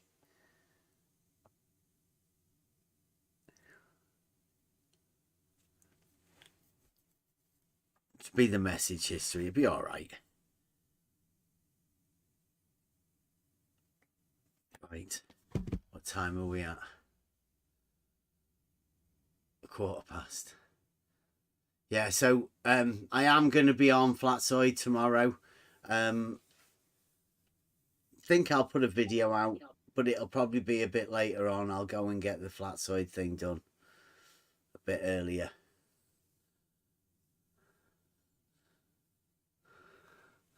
And then put a video out for later.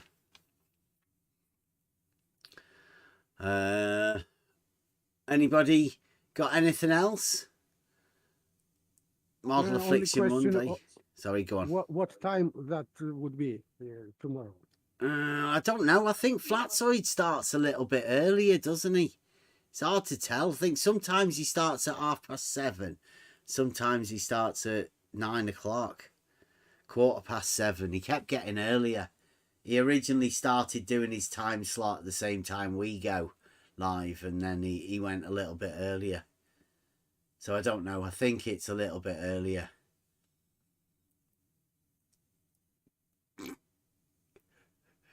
You need to get a better meme guy, Blue. And we did actually realise Euclid, and you put an S on it, not a Z. Okay, we don't put the S, the Z on. And it's Realising Euclid.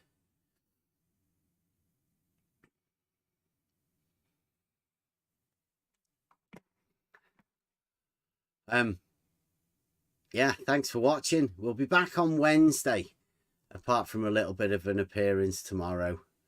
And obviously we go in the morning early to 24/7 just to have a chat with the Flat Earthers over on the politics server. Might go to other places.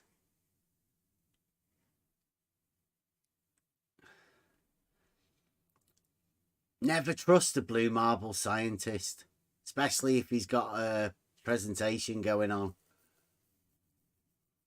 We've seen too many of them with lies in them to think that any of them were trustworthy. Normally, it's just slander streaming all the time. I know it a lot because I think the blue marble scientists are rather obsessed with us over here On the Level. I don't know why. And yeah, hopefully we'll get a chance to get that thing sorted with the 24/7 guys. Be able to team up again. Should be good. We'll get the conversations going. That's what we're all about. If anybody wants to come and have a conversation, they want to challenge themselves, test your rhetoric, come and play. That's what we're here for. Anybody got any requests for a buster?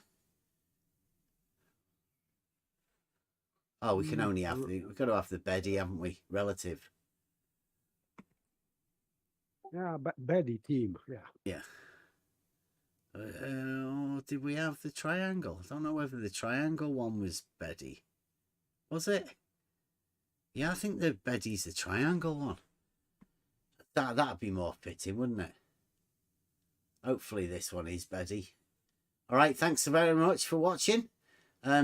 We will be back again Wednesday, and we'll be around making stuff. Keep an eye out for us. See you later.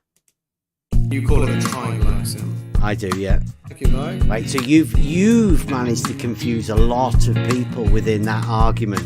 weird times, buddy. Because like you weren't trying to say that all horizontals are not parallel because you can draw a cross on a piece of paper. I was temporarily agreeing. That wasn't the argument. For fuck's sake. Because some people have took it as though that is. I'm sorry. Separate discussion. Happy to talk about that one day. What I originally suggested, and Mike knows this, Mike Jones. We agreed we'd sort of discuss the fifth postulate first. You call it the triangle last time. I do, yeah. I discussed the swimming pool. Thank you, Mike. Question. Weird times, buddy. You don't understand. Be quiet. Swimming pool. Thank you, Mike. Question. You don't understand. For fuck's sake. I'm sorry. Thank you, Mike. It's not my problem if you don't want to learn. Thank you, Mike. You're just on your own. Well, that I hold to be a self-evident. You call it the triangle axiom. I do, yeah. Because it's got just about a triangle, So, yeah. The question is, why did include that axiom? You call it the triangle axiom. That postulate. I do, yeah. Why did you include that at all? You call it the triangle axiom. I do, because it sort of shows that triangles have 180 degrees, right? Or the sum of two right angles. You know? So you're saying... How does it show? Well, yeah, it does. I mean, you can prove that, but why did he include that? You call it the triangle axiom. If you can... Oh, you can prove it? Be quiet. If you can prove that triangles have... You call it the triangle. The sum of the angles is two right angles. Why would you need... For fuck's sake. I'm sorry, that's my question. You call it the triangle axiom. You don't understand. You call it the triangle axiom. You don't understand. I was temporarily agreeing. Be quiet. It's not my problem if you don't want to learn. You know? You're just on your own. For fuck's sake. I'm sorry. Horizontal lines can easily not be. Just as I suggested, you just sort of get a horizontal line. That I hold to be a self-evident truth. You put two crossing lines on them, and by definition, any two lines, straight lines on a horizontal plane, are themselves horizontal. You might, though. That's the problem. You can't. Well, it's not really a problem. Yeah, it's not a problem because there's only three straight lines. How fucking difficult can it be? Point again is that you cannot prove it. A lot of people, you call it the triangle axiom. Millennia thought you could prove the fifth postulate. You call it the triangle axiom. The question is, do we need the enclosure axiom? Yeah, but not on the globe hypothesis. I received opinions we don't need it because postulate 1 will do the job for you. And look, Bev, I simply wanted to ask you why you think the postulate's there, and you have explained that. And you have explained that. But not on the globe hypothesis. That I hold to be a self-evident truth. I'm sorry. It's not my problem if you don't want to learn. Be quiet. You're just on your own. I'll be perfectly honest. I'm sure there are better people back at the other place, the blue place, who can prove this. We're happy to talk to you. No logic, no wisdom, no worries. And you have explained that. You're just on your own. You know. Logic, no answers to questions. And you have explained that. You're just on your own. Right? That I hold to be a self-evident. It's a self-evident truth of reality that all triangles, in reality, have 180 or the sum of two right angles. Be quiet. But not on the globe. Well, it's an assumption. For fuck's sake. It's not an assumption, is it? Sorry. For Euclid, it was an assumption because he knew he couldn't prove it. There was a huge debate which went on for centuries. You call it the triangle axiom. What, that you couldn't prove that triangles have 180 They tried. degrees? They thought there was a question: is the fifth postulate? You call it the triangle axiom. Triangle axiom. Is it self-evident or not? A huge debate. Weird times, buddy. Thank you, Mike. Weird times, buddy. You've brought an argument into a group of people that aren't ready for it. Be quiet. You cannot. Euclidean geometry. You call it the triangle axiom. It does not follow. It doesn't work. But not on the globe. I don't need it as an assumption because we can prove it. You can prove it from the first postulate. For fuck's sake. Horizontal lines can easily not be. You can just, as I suggested, you just sort of get a horizontal plane. Right? Thank you, Mike. You put two crossing lines on them, and by definition, any two lines, straight lines on a horizontal plane, are themselves horizontal. For fuck's sake, I'm sorry. You don't understand. understand. Well, that I hold to be a self-evident truth. For fuck's You sake. don't understand. If you could prove it, it wouldn't be a postulate, It's would it? not my problem if you don't want to learn. You're just on your own. You call it the triangle axiom. I do, yeah, because he's got just about a triangle, yeah. The question is, why did Euclid include that axiom? You call it the triangle, that postulate or axiom. Why did he include that at all? Thank you, Mike.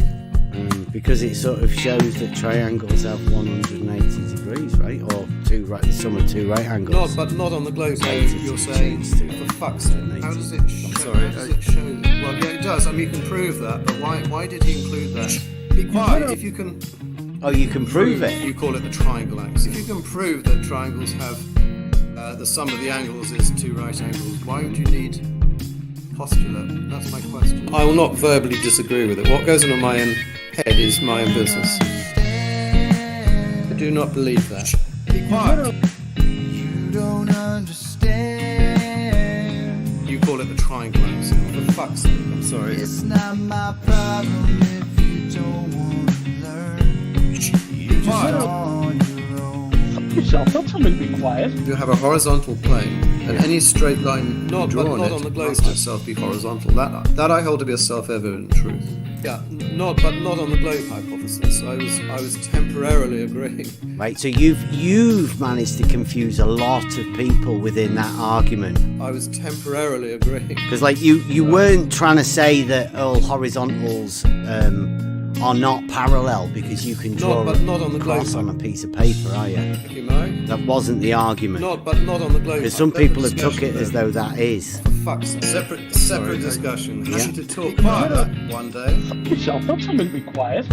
Point again is that you cannot prove it. A lot of people, you call it the triangle axiom. Centuries, millennia, thought you could prove the fifth postulate. You call it the triangle axiom from the preceding thought. Be quiet. I was temporarily agreeing. Not on the globe. You call it the triangle axiom. Not on the globe. It's not my problem if you don't want to learn. Be quiet. You're just on your own. That I hold to be a self-evident truth. For fuck's sake, I'm sorry. No reason, no logic, no wisdom, no worries. And you have explained that.